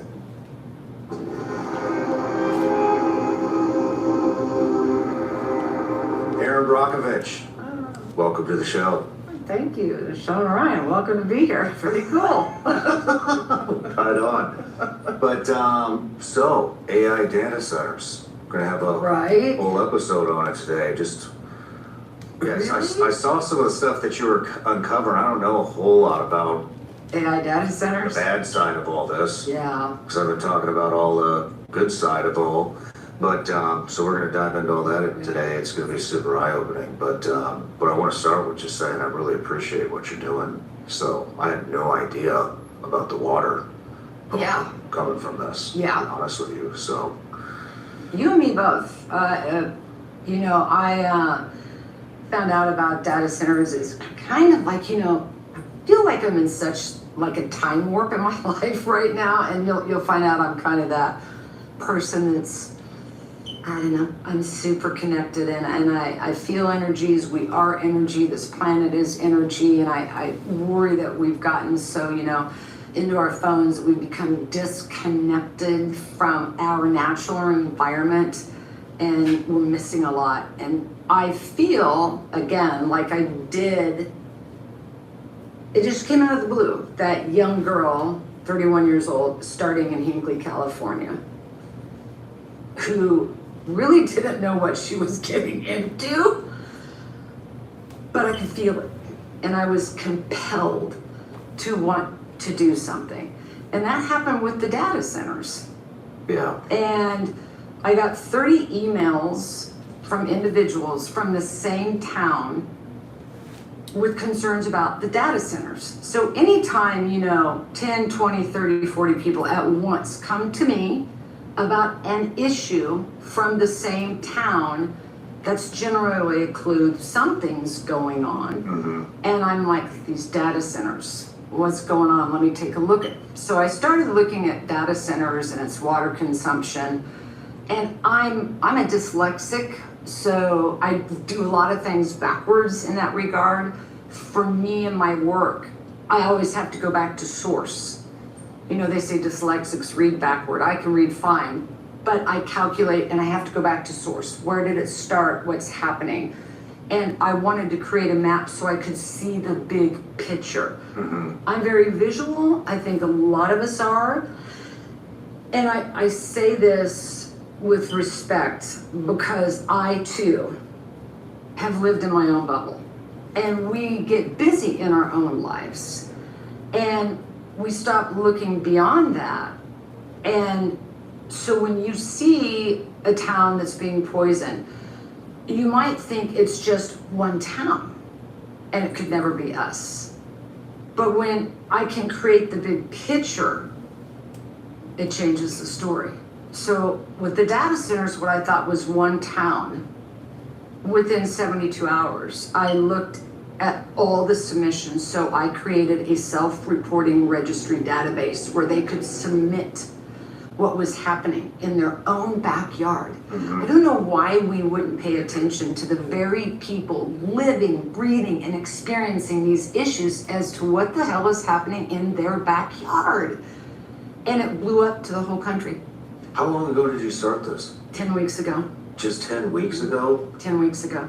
And you, I mean, I want to give you an introduction before we go too far. I'm sorry, I just jumped right into it. Did I read like you had like 7,000 something submissions? 12,000 submissions. I updated the map last night and we've now pinned 8,000 submissions. So we read each submission and we vet its location, and some people won't have their zip codes in there, or we can't find it, or it's a solar farm with a data center coming, but it's not there yet. So we read each one. So we're a little behind because we're reading it and we're a small group and vetting them. But we're now over 8,000, if not possibly 9,000 pinned on the map. And you're just like, you can't even see most of America. There's just so many data centers going in everywhere. We'll put it up on screen right now, but. So I was very, very surprised very quickly. And again, I feel like when I stepped out into Hinckley, California, I could feel it, and I could see it. I mean, you know, anytime you see two-headed frogs in green water, yeah, that's kind of a fucked up situation. And I'm not one to back away from anyone trying to tell me what I see, I don't see. And that happens a lot. And on the data centers, I don't think we saw the big picture because we're busy in our own bubble. Again, I've gotten that way too. And so you may think it's one isolated place when it's everywhere. And what I'm learning with the data centers is what began with one town became a whole country. And I now have 11 other countries reporting. So it's 11 other countries? What countries? India, Australia, New Zealand, Canada, Portugal, Croatia, the UK, Scotland, Ireland, and I have to think about what the other two are. It's the whole globe, it's the whole planet.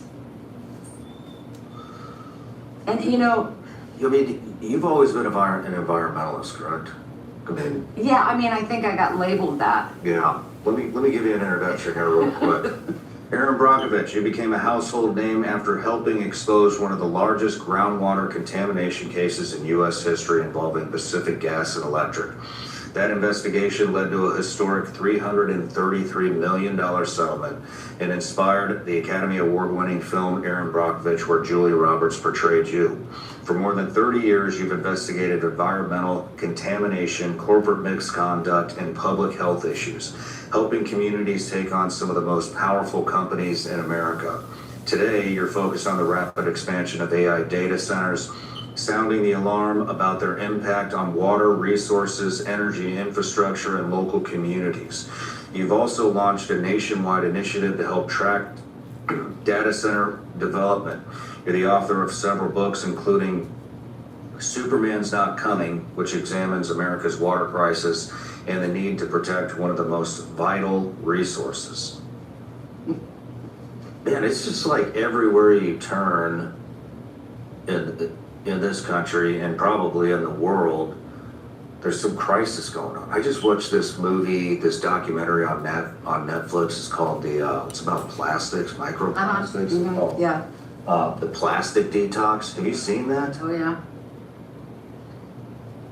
In the fertility crisis? Are you talking about PFAS, perfluorooctanoic acids? Yes. And the microplastics, yeah, we work on that across the country, and you know, there's definitely concern with the data centers and their water consumption, and they're using PFAS in the coolant, and then that has to be disposed of. And I'm starting to just now get a lot of information in from whistleblowers, some things that I'm not sure I'm liking what I'm reading. People who are managing these facilities that are now seeing runoff and toxic runoff and the chemicals involved. There's no regulations, there's no oversight of any way, shape, or form. This is a free-for-all out there. And so I'm starting to get all that information coming in. I'm starting to create the stats, but it's a plethora of chemicals. I mean, we've just become this industrialized country and all these chemicals. And our bodies are full. Absolutely. I have this guy, Zach Lan, on. He's running for governor in Iowa. And, you know, he was I think he was big Baja movement supporter. Yeah. I don't know how he couldn't be. I was too. Until I wound up, you know, it seems like it's complete bullshit at this point with the glyphosate. Do you know about the glyphosate stuff? I know about it. I've actually written some things for legislation out in the good old Kansas, which I meant to say to you because I was born and raised in Lawrence, Kansas. You're from Missouri. That's right. I would be the girl that was pulling all the tigers' tails out of the truck. I'm telling you, we would just get into that because I'm such a jayhawker. But on game night, if you were missing a tail from your trunk, I took it. Right on. Just right wanted on. to let you know that. But yeah, he came on, and we were talking about the glyphosate issue, and you know, I mean, this administration ran on Maha, let's make America healthy again, right? And then they give immunity to the foreign glyphosate companies and call it a national security concern. We also label the fentanyl crisis a national security concern. 100,000 people died from fentanyl. 618,000 died from cancer. Cancer isn't even an organic disease. That's what I'm hearing. It's all this shit that we've put into the environment that's given everyone and everything cancer, and then they give them immunity. The highest concentration of glyphosate in the country is Iowa. Yeah. The highest concentration of cancer in the country is Iowa. I get many emails. How the fuck is that not a national security concern? Right? I think I asked myself that question, and I think everybody in the communities asked themselves the same question. So I mean, shit. The cancer drugs are probably also in the lobbying, trying to get the glyphosate companies immunity, so they can treat cancer patients. Like it's just everything is for sale in this place. It is fucking disgusting. It is. And I think I'm observing, especially with the data center movement, because the people are waking up. Something's changing out there. Yeah. And you can feel it. There's a shift happening. And I don't know, kind of going back to whether we all get involved in our own lives. And then when we see the bigger picture, something happens. We realize that we're not alone. I mean, in my entire 30 years of working, I've never seen in a situation that has been bipartisan where everybody's being affected. And I said this morning, I think it was last night, this morning, it's almost, I'm watching this happen with the data centers. I'm working with these people, and I just am getting this huge emotion of pride, and I am so proud of them. And I am watching when we are united together. I'm watching them. It's amazing what we can get done, and that is happening here that I, in my whole career, haven't seen, where we're waking up and we're united on the same issue. And that's the very valuable resources that none of us can sustain life without. And these data centers is jeopardizing all of it at once. Our land, our farms, our food, our water supply, everything is on the table. And I started the map so I could see the bigger picture. And as I'm watching people recognize this, and people being united, and people working, and people showing up, like I wrote Superman's not coming. And that never scared me, because I knew eventually we would show up, and they are. That's good to hear. That's great to hear. It's great to hear people are united on something too. Yep. I think that's happening more and more every day. Every day. Because every everywhere day you look, there's a fire to put out. there is. And Let's look up data centers.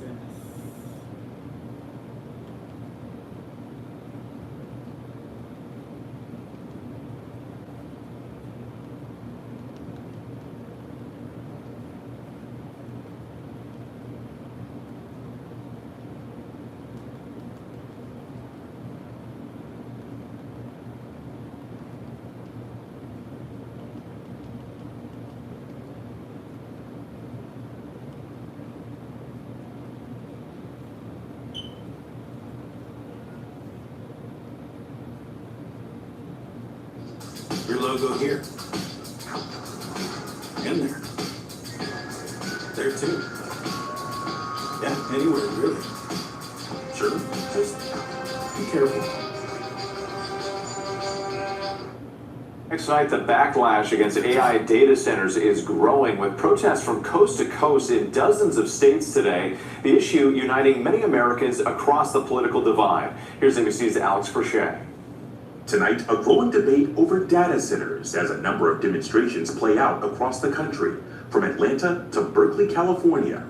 We want to slow down AI data center development, we want to slow down AI in general, and stop big tech from infringing on our local communities. The explosion of data center construction projects, the byproduct of the AI and cloud computing boom. That skyrocketing growth also prompting new scrutiny as communities housing these centers say they are bearing new burdens of heightened water and power usage.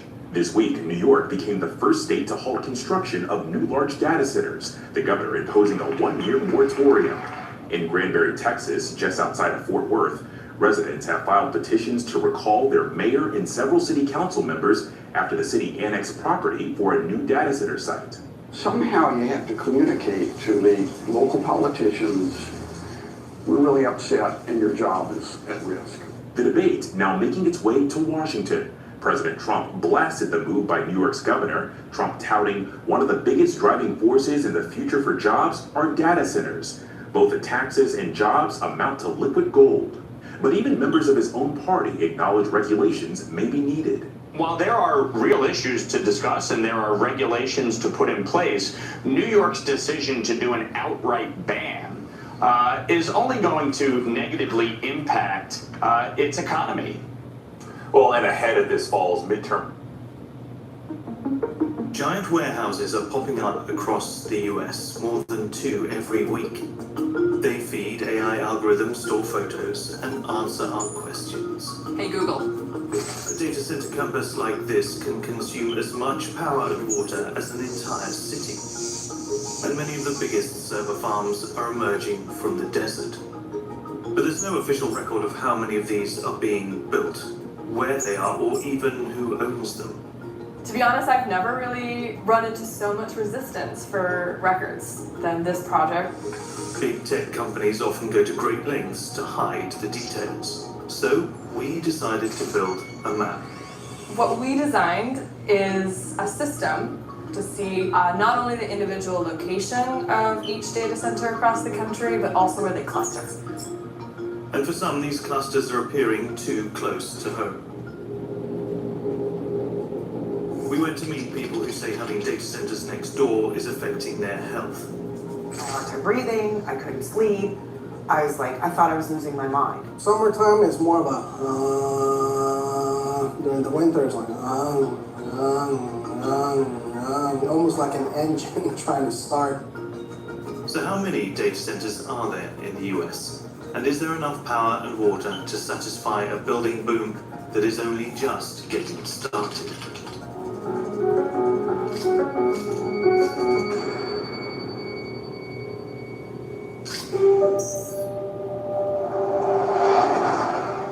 Where I am standing now is at the middle of the data center capital of the world. This is Loudoun County, Virginia, otherwise known as Data Center Alley. And it may not look like much from down here, but just take a look from up above. These are Amazon data centers. Zoom out and you can see tech companies tend to build data centers in clusters, where there is a reliable power supply, access to enough water, as well as tax breaks and affordable land. But of course, these tend to also be places where lots of people already live, like Santa Clara County, California, or the most heavily populated part of Arizona, Maricopa County. And of course, here in Northern Virginia, the most densely populated part of the Washington, D.C. metro area, and one of the largest and fastest growing residential areas in the US.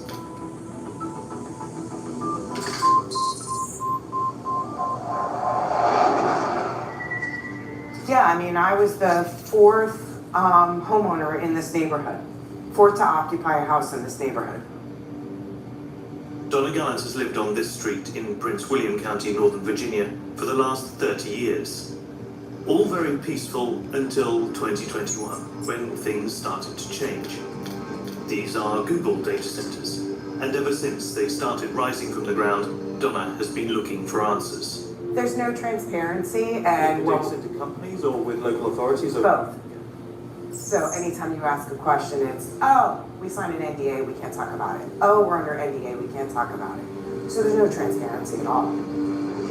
The site isn't complete yet, but she says the noise is already taking its toll. When I go to my room at night, the tonal noise immediately triggered my anxiety to the point where I couldn't sleep. I ended up having to go down on my first floor and put noise canceling headphones on just so I could sleep.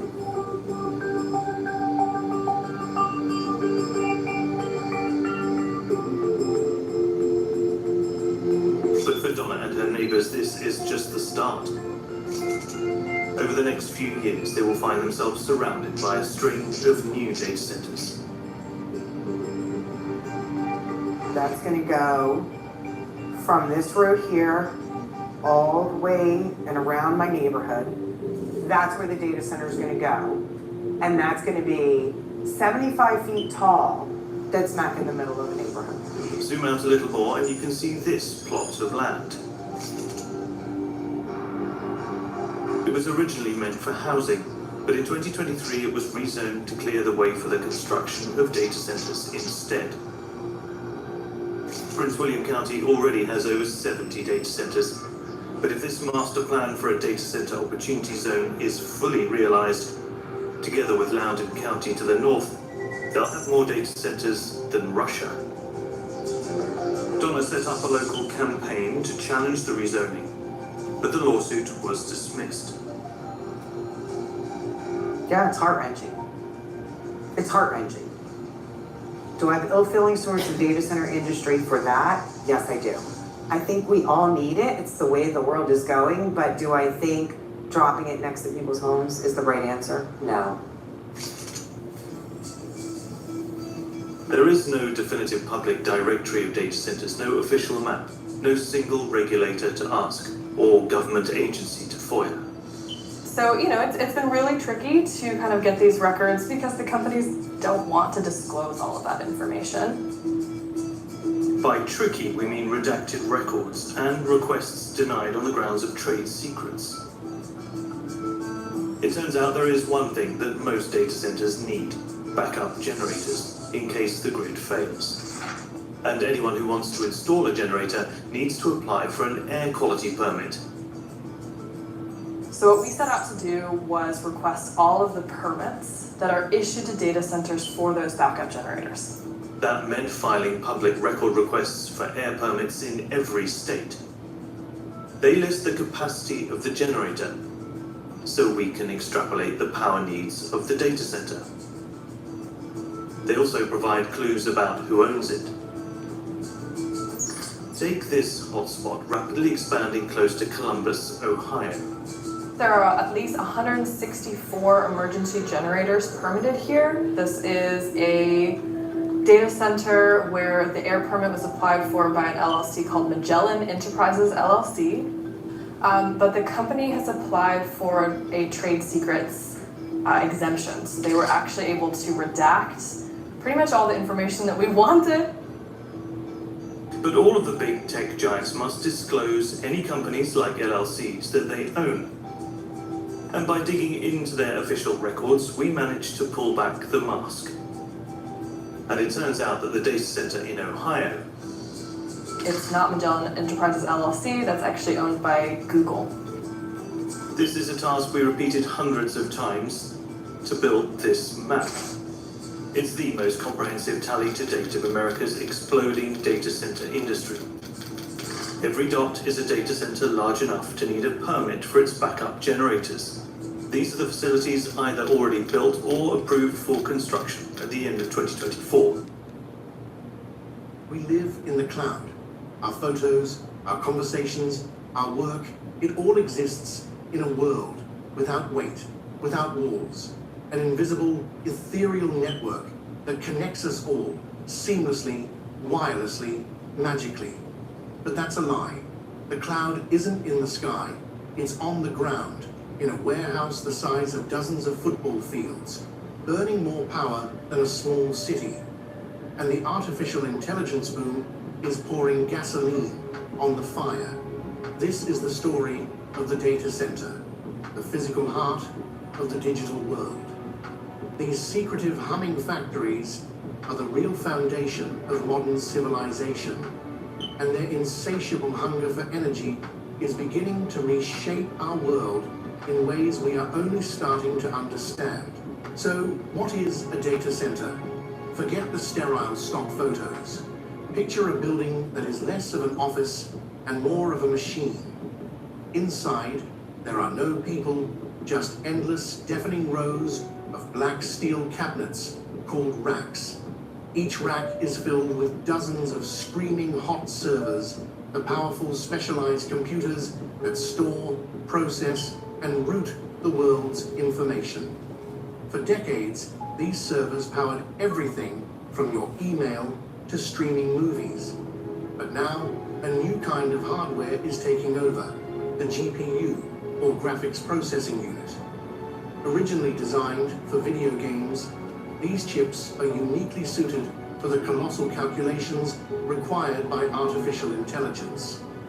While a traditional server rack might use around 7 kilowatts, the newest racks built for AI can consume over 100 kilowatts, more power than an entire street of houses.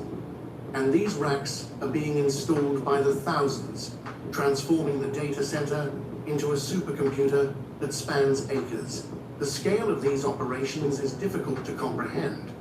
A single hyperscale data center, the kind operated by Amazon, Google, or Microsoft, can contain hundreds of thousands of servers and draw over 100 megawatts of power continuously. That's enough electricity to power around 80,000 American homes. And these are no longer isolated buildings. The industry is now building massive campuses with power demands approaching 1 gigawatt, a scale comparable to the output of a large nuclear power reactor. Globally, data centers consumed an estimated 1.5% of the world's electricity in 2024. But driven by AI, that demand is projected to roughly double by 2030, reaching nearly 1,000 terawatt hours. That's about as much as the entire current electricity consumption of Japan. All that electricity creates a byproduct, a staggering amount of heat. The central engineering challenge of a data center isn't computing, it's cooling. Systems have evolved into advanced liquid cooling, with water pipes running directly to the chips themselves. In the most extreme cases, some large data centers can use up to 5 million gallons of water per day for cooling, equivalent to the water use of a town of 50,000 people.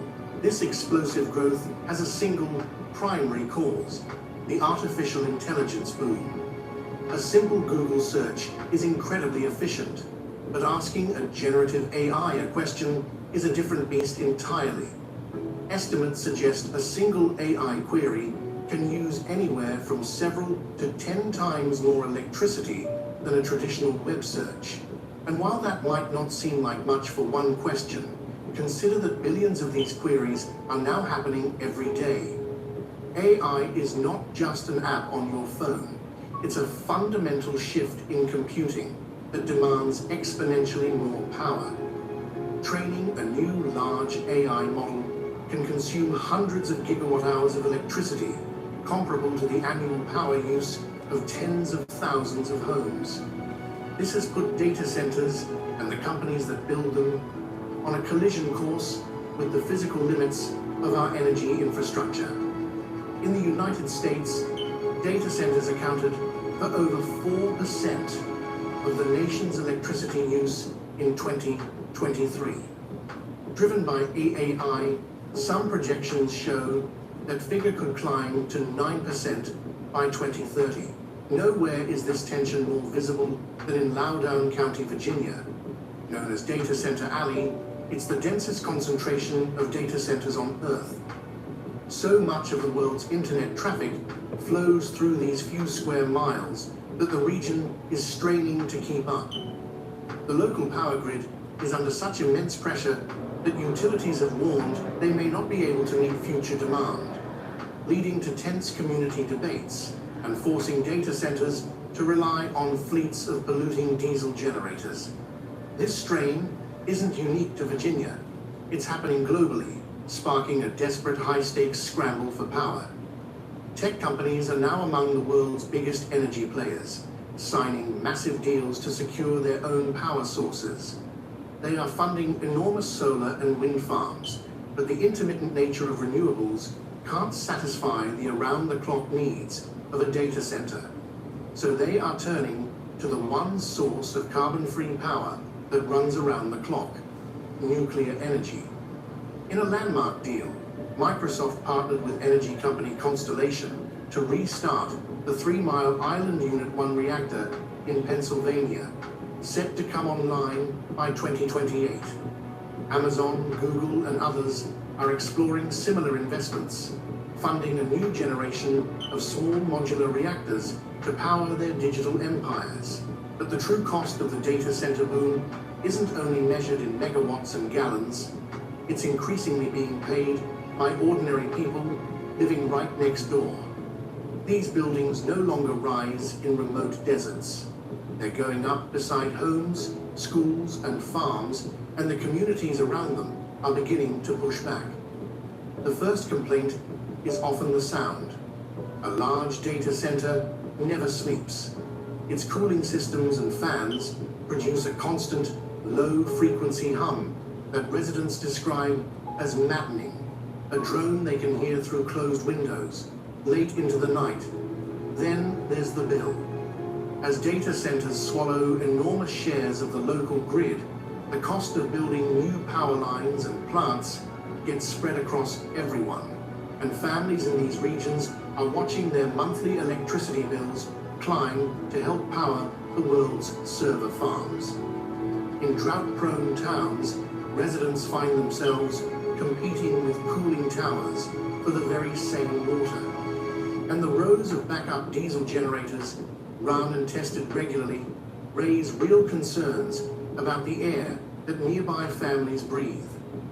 Communities are often promised a windfall of jobs and tax revenue to welcome these projects in. But a finished data center, for all its staggering size, might permanently employ only a few dozen people. So across the country, residents are packing town halls, challenging rezonings, and even passing moratoriums, demanding a say in whether the cloud gets to move in next door. This is the new reality. The invisible, weightless cloud has a very real and very heavy physical footprint. Its demands are helping to bring nuclear power plants back online, straining water resources in drought-prone areas, and turning quiet suburban neighborhoods into the front line of a fight over who really pays for the digital age. Modern life, from our global financial systems to our social media feeds, from scientific research to the emerging world of artificial intelligence, is now built upon a foundation of these few, anonymous and intensely powerful buildings. We wanted a world of seamless connection and infinite knowledge, and we got it. But we are only now beginning to confront the staggering, hidden cost of keeping the lights on.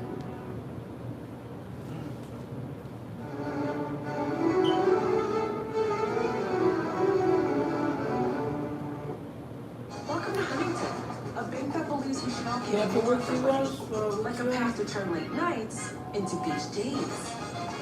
And a nudge when you've got enough for the go. Go for it, Daryl. Let's get more for money. Huntington Bank.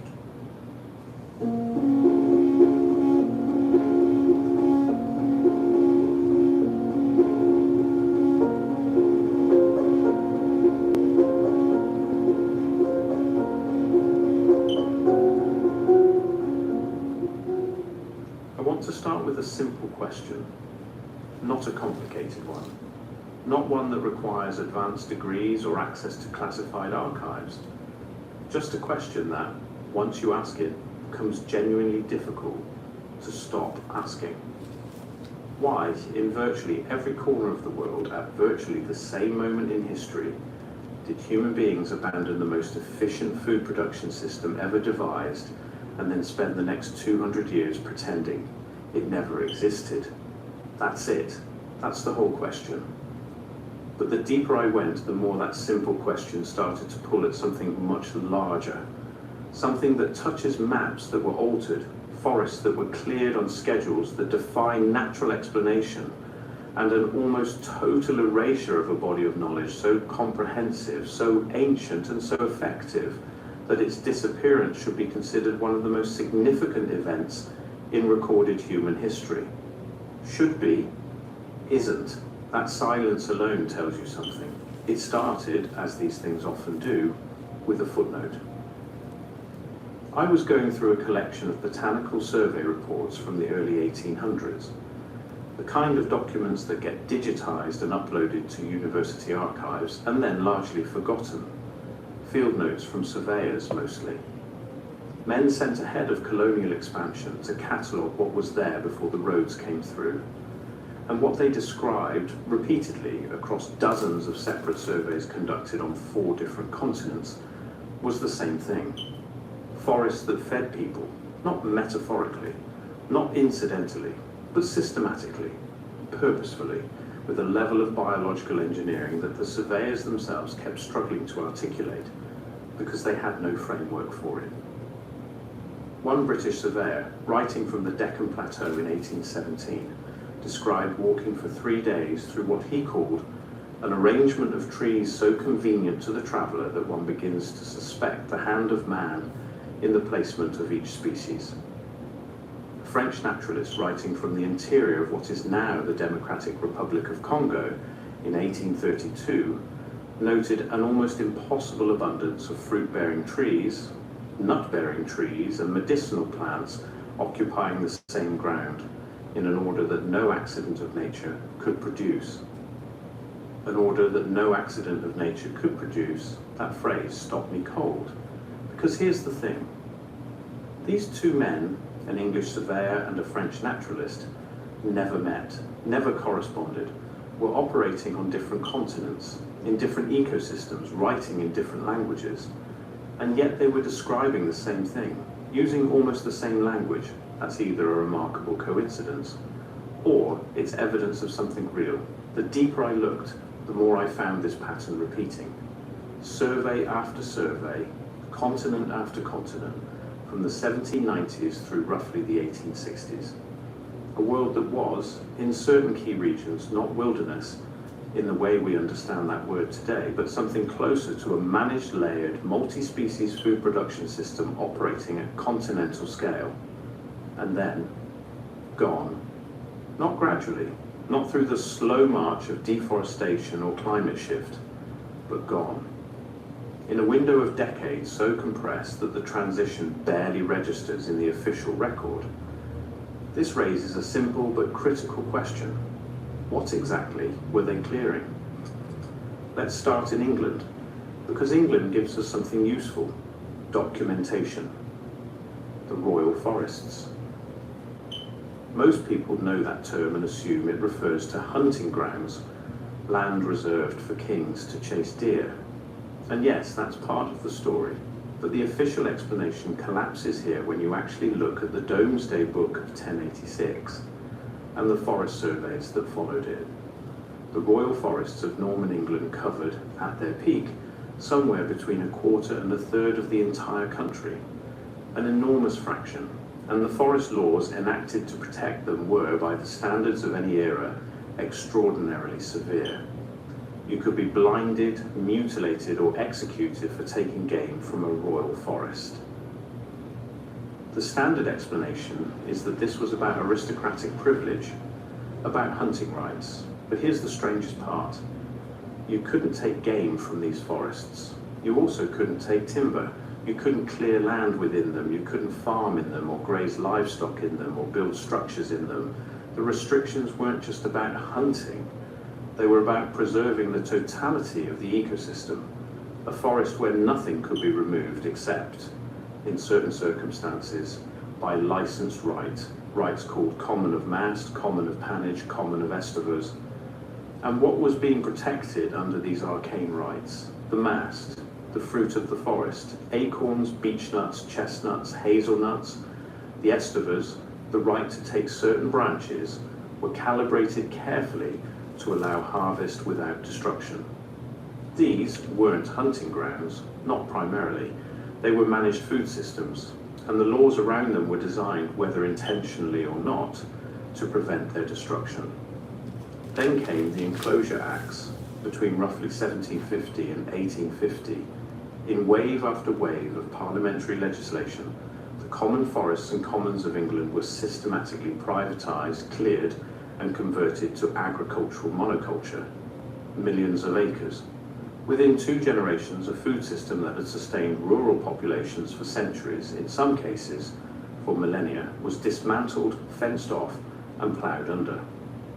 The official story is that this was modernisation, efficiency, progress.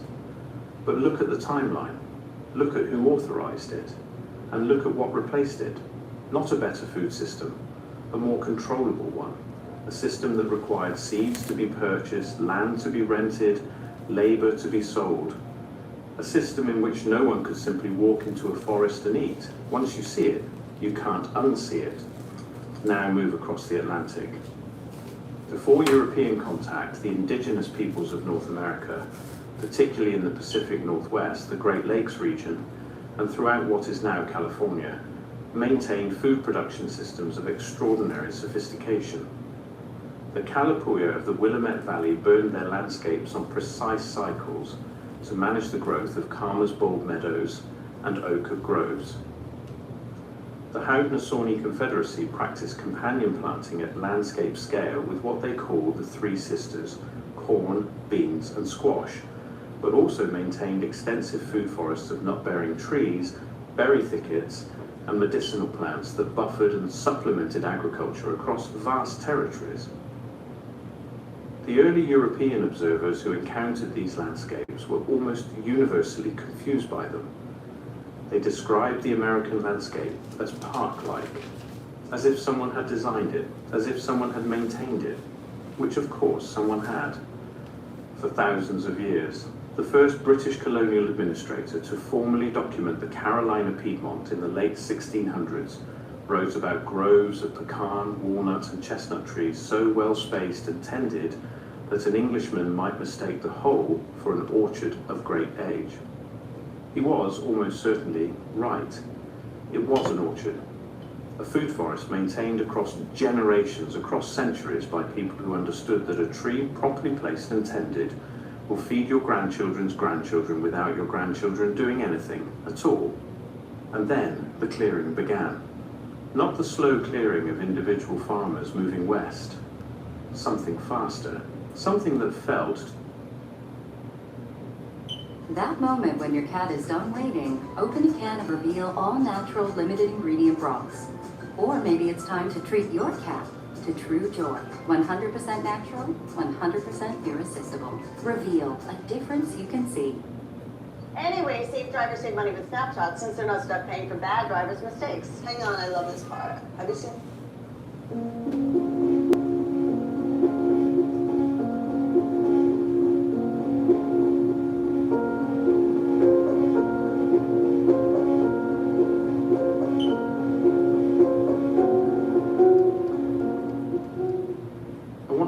With a confession. I didn't go looking for this. I wasn't chasing water. I was following something else entirely. The food forests, the old growth systems, the agricultural networks that seemed to vanish without explanation sometime in the late 19th century. And I kept hitting the same wall, the same institutional silence, the same missing transition records, documents that should exist, don't, photographs that should show something, show nothing. And then the redirection, always the redirection toward an official explanation that answers every surface question while somehow never addressing the one underneath. And then, almost by accident, I found the water. Not a river, not a reservoir, not a municipal aquifer with a permit date stamped on a county record. I found something older, something that doesn't behave the way water is supposed to behave. Something that was there before the cities, before the roads, before the official historical record even bothers to acknowledge that anyone was living in those places at all. And here's what stopped me cold. These sources, scattered across 5 continents, separated by thousands of miles and entirely different geological formations, share one characteristic that no one seems to want to talk about. They are all in various ways restricted, sealed, off-limits, heavily managed, quietly removed from public access, under a rotating cast of explanations: environmental protection, mineral rights, sacred designation, military jurisdiction, ongoing scientific research. The explanations change, the restriction doesn't. Once you see it, you can't unsee it. Let's start in Mexico. 2 locations separated by nearly 1,000 miles of desert and mountain, connected by something I'm still trying to articulate. The first is Hierva el Agua, in the highlands of Oaxaca. If you've never seen photographs of this place, I need you to understand what you're looking at before I tell you what the official explanation says. The site appears from a distance like a frozen waterfall, cascading formations of white and ochre stones spilling over the edge of a cliff face. Frozen mid-pour, monumental in scale. Except they're not frozen. They're not stone exactly. They're mineral deposits built over time by water that carries enough calcium carbonate to, essentially, construct its own landscape as it moves through it. The water builds rock, in real time, incrementally, continuously, without interruption. The official framing calls this petrified waterfalls as a natural mineral precipitation phenomenon, and in the narrowest technical sense, that's accurate. The chemistry is understood, except the formations at Hierva el Agua don't behave like comparable mineral spring sites anywhere else on record. The scale is wrong. The geometry is wrong. The distribution of mineral buildup follows patterns that, when you look at them long enough, begin to suggest deliberate orientation, as if the water is being directed somewhere specific. The terrace pools at the top, which are where the springs actually emerge, show signs of modification that predate any colonial record. And the full spring network, the complete system above and beyond the tourist terraces, is restricted. Not developed, not open, not mapped in any publicly available form. And then there are the older accounts, not academic papers, not colonial surveys, the kind of sources that don't get cited in official literature precisely because they're inconvenient. Oral records, regional histories, the kind of thing that gets quietly filed under folklore and left there. What they describe, in varying forms across several generations of Zapotec oral tradition, is a spring that wasn't just building rock, a spring that was, by some accounts, responding to season, to use, to the presence of the agricultural system surrounding it.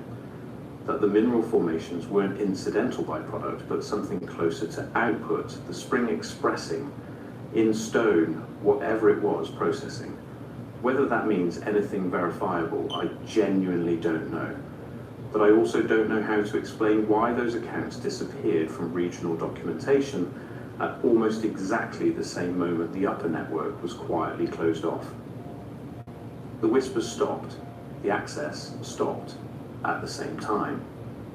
This raises a simple but critical question. If it's just mineral-rich water flowing downhill, why does the upper network require restriction at all? What is the full system doing that the curated portion doesn't show? And then there's Cuatro Ciénegas.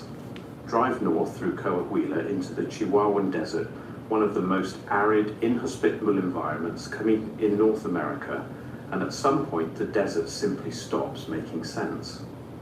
In a valley with no geological reason to contain water, a network of spring-fed pools and rivers emerges from the earth, clear and still and completely out of place.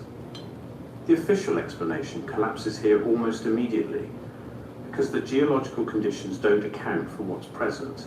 This water shouldn't exist in this volume, in this location, at all. And it's not just the location that defies explanation. Researchers who have been granted access to the spring system, and there aren't many, have noted something in the water chemistry that doesn't appear in documentation from comparable desert spring systems anywhere else. The mineral composition shifts, not seasonally, not in response to rainfall or temperature in any way that correlates cleanly with the data. It shifts in ways that suggest the system is doing something internally, processing, adjusting, maintaining a chemical equilibrium that has no obvious source. One hydrological survey from the early 2000s, which I found cited in a single paper and then never again, described the output water as chemically distinct from the input water in ways that the researchers could measure but not account for. Something was happening between the water entering the system and the water leaving it. What that something was, the paper didn't conclude. The research, as far as I can tell, wasn't continued. But stranger than the water are the things living in it. Organisms, stromatolites, microbial mats that are genetically distinct from anything found elsewhere on Earth. Not variations, not close relatives. Organisms whose lineage predates every known timeline for complex life in this hemisphere. And NASA mentions it, which, depending on how much you trust NASA, either lends this place credibility or raises entirely different questions. What I'll say is that even by their accounts, what's living in that water doesn't fit the timeline. You can take the space agency framing or leave it. I tend to leave it. But strip that away and you're still left with organisms in a desert pool that have no biological relatives anywhere on Earth and no explanation for how they got there or how long they've been waiting. Independent research at Quattro Ciénegas is heavily restricted. Access to the full spring network requires governmental authorization. The public can observe portions. The deeper water, the subterranean connections, the full microbial survey remains officially ongoing research. Not completed, not published in full, ongoing, indefinitely. 2 Mexican spring systems, 2 sets of behaviors that precede every official record, 2 restricted networks sitting above a publicly managed surface that shows you enough to answer the tourist question without ever touching the one underneath. The pattern repeats with unsettling precision. Now I want to take you somewhere that feels entirely different on the surface. Southern Oregon. A body of water so strikingly blue it looks like something generated by software. Crater Lake. The official narrative is clean and confident. Roughly 7,700 years ago, a massive volcanic peak known as Mount Mazama collapsed in on itself following a catastrophic eruption. The resulting caldera gradually filled with rainfall and snowmelt. No rivers flow into it, no rivers flow out of it. What you have, officially, is the deepest lake in the United States, nearly 2,000 feet at its maximum depth, sustained entirely by precipitation. Here's what the official explanation doesn't fully address. The water clarity at Crater Lake is, by any scientific measurement, extraordinary. We're talking visibility depths of over 100 feet. The lake consistently ranks among the clearest bodies of water on Earth. And for a closed basin lake, a lake with no inflow and no outlet, this creates a problem that geologists have been quietly puzzling over for decades. Closed systems accumulate. They collect minerals, sediment, biological material, they cloud, they stratify. They over time become something different than what they started as. Crater Lake doesn't do this. The official explanation attempts to account for the purity through a combination of low mineral input, the filtering effect of the volcanic rock substrate, and the absence of major tributaries carrying sediment. Fine. Partially satisfying. Except the lake also exhibits what researchers have called hydrothermal vent activity on its floor, active systems that are continuously introducing heat and mineral content from below. Hydrothermal vents, in every other body of water where they've been studied, create distinct chemical gradients. They alter the surrounding water chemistry in measurable, significant ways. At Crater Lake, this effect appears to be, and I'm choosing my words carefully here, neutralized, counteracted, as if something in the system is processing what comes in from below and maintaining equilibrium. A self-correcting system. That's where this becomes impossible to ignore, because that's not what closed volcanic lakes do. That's what engineered systems do. Now, I'm not saying someone built Crater Lake. I'm asking something simpler, and I think more unsettling.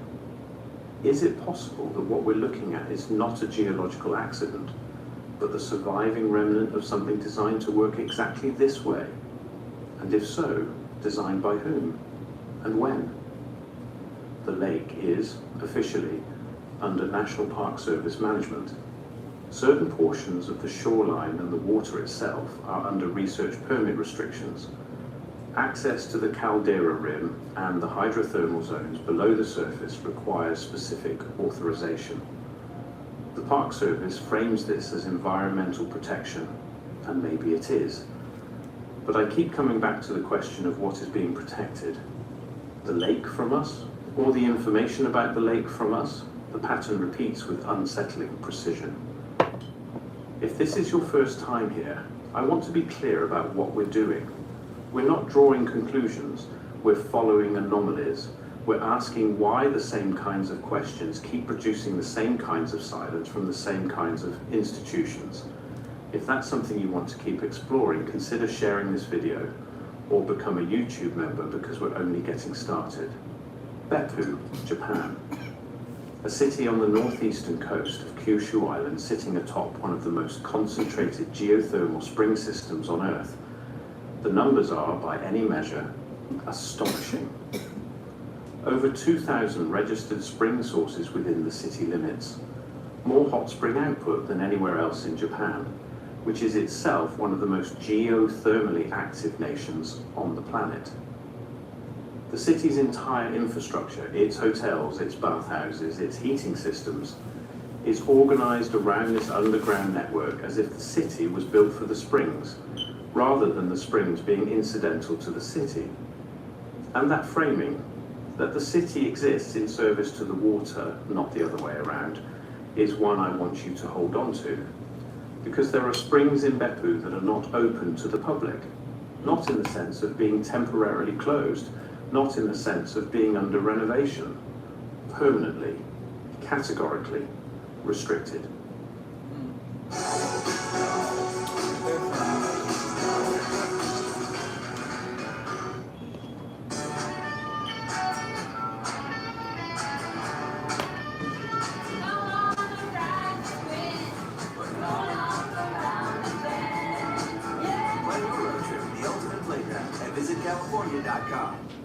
You've got a big day, and you need to smell fresh. That's why the all-new Unstoppables gives your clothes a 24-hour non-stop freshness. So no matter how long the day goes, you can't stop this power, this walk, this pose, this strut, this look, this talk. Unstoppables Fresh. Smell unstoppable.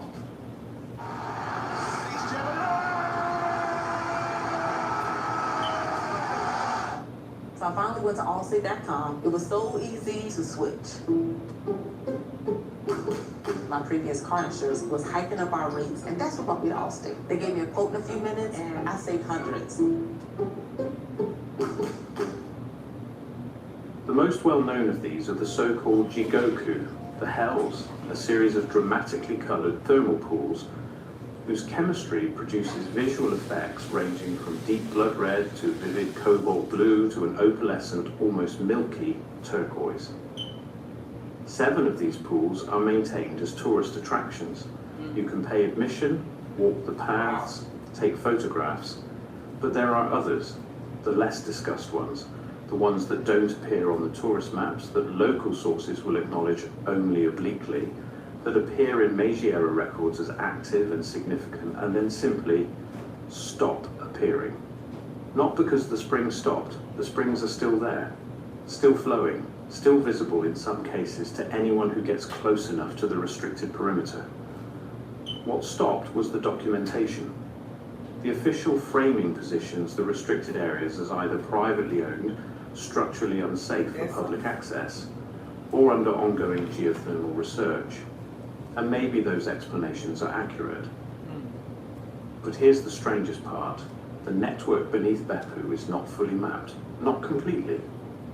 In a modern city with ground-penetrating radar, satellite thermal imaging, seismic monitoring equipment capable of detecting micro-tremors below the surface, the full extent of what's flowing under Beppu remains officially unknown. The city acknowledges this. It's not a secret. It's presented as a feature, almost, a charming mystery, an entire city built on an unmapped system, portions of that system permanently restricted, and the accepted response is a kind of civic shrug. There's more down there, we just don't know what. I'm not satisfied with that shrug. And the deeper I went into the historical record, the less satisfying it became. Meiji-era surveys from the 1870s and 1880s, a period of intense Western-influenced modernization in Japan, contain descriptions of spring behaviors in the Beppu Basin that don't match current readings. Temperature variations that don't appear in contemporary measurements, output volumes that seem inconsistent with what we're told the system currently produces. Either the surveys were wrong or something changed. And here's the part that keeps me up. We know the late 1800s were a period of significant alteration across many of the systems we've been tracking. The food forests disappear in roughly this window. Old architectural forms disappear. Certain agricultural technologies vanish from the record.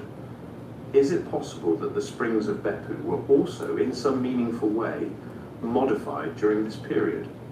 Reduced? Partially sealed? I'm not saying someone turned off a tap. I'm asking whether someone found a tap and turned it down. Now, Croatia, the Plitvice Lakes.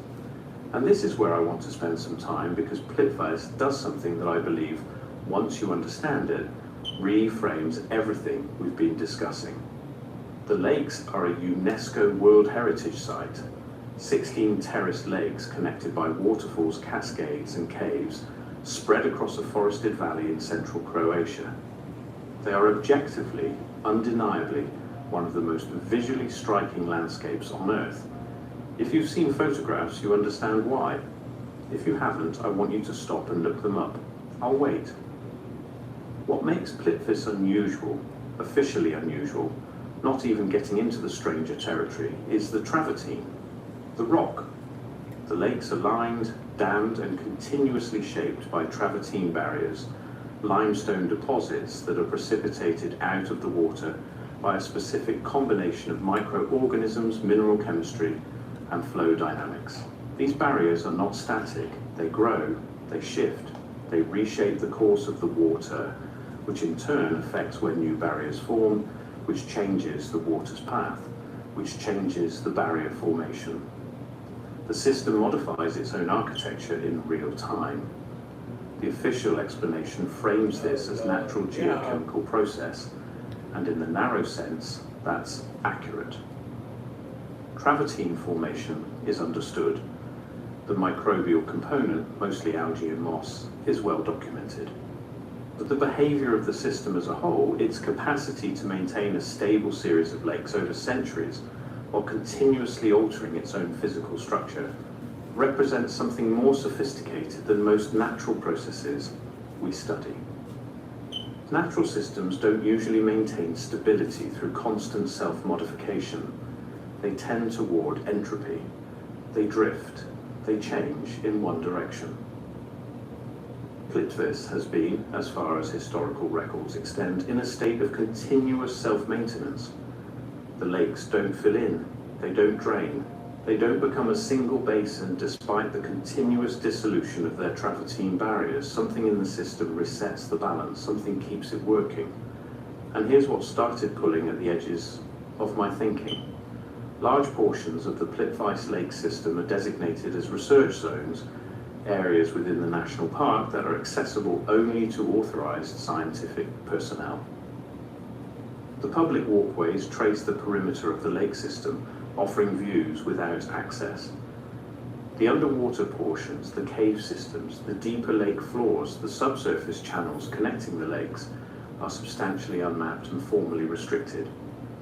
In a system this studied, this photographed, this UNESCO designated, why does the subsurface remain opaque?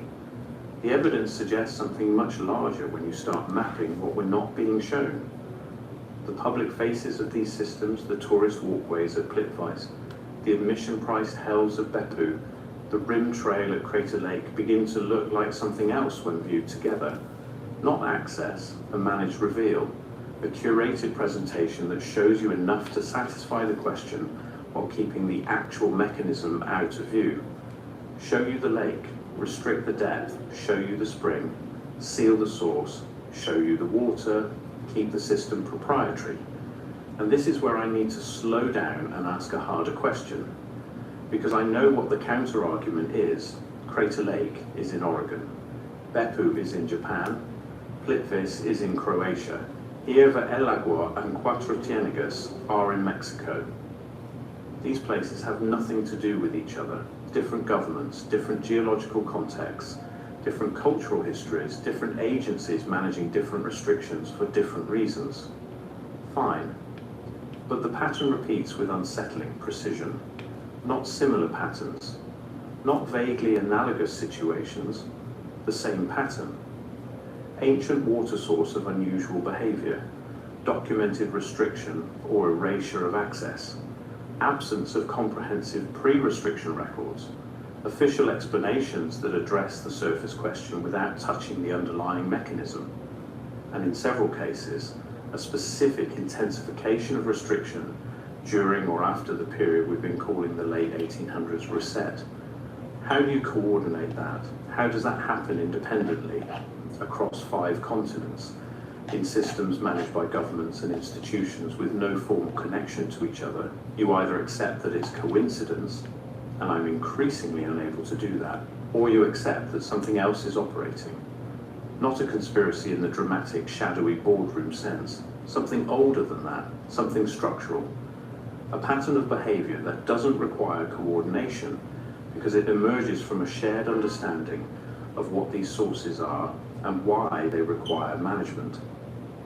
What if the restriction isn't about protecting the public from the water? What if it's about protecting something in the water, or something the water does, from scrutiny? I keep returning to the food forest from the last episode. The systems that fed populations at scales we're told were impossible with pre-industrial agriculture. The systems that vanished quietly and comprehensively in the same historical window. What if they were part of the same network? What if water sources like these weren't incidental to those agricultural systems but foundational to them? What if the water itself, its chemistry, its temperature stability, its self-regulating behavior, was doing something to the soil, to the plants, to the yields that we've simply lost the vocabulary to describe? And if that's true, if these springs were once part of an integrated system that sustained populations and landscapes in ways that official history has no framework for, then their restriction makes a different kind of sense. Not control of us exactly, control of the question. Shut down access to the water, and you shut down the evidence. Not the evidence that anything happened, but the evidence that something was possible. That a different relationship between human civilization and natural systems once existed. That the limits we accept as given were not always the limits. The silence was deafening when I tried to find documentation of the transition. Not the restriction itself that's documented in various forms. The transition, the period between when these sources were accessible and integrated into surrounding communities, and when they became managed, restricted, officially neutralized. That window, in case after case, is either extremely compressed or completely absent from the record.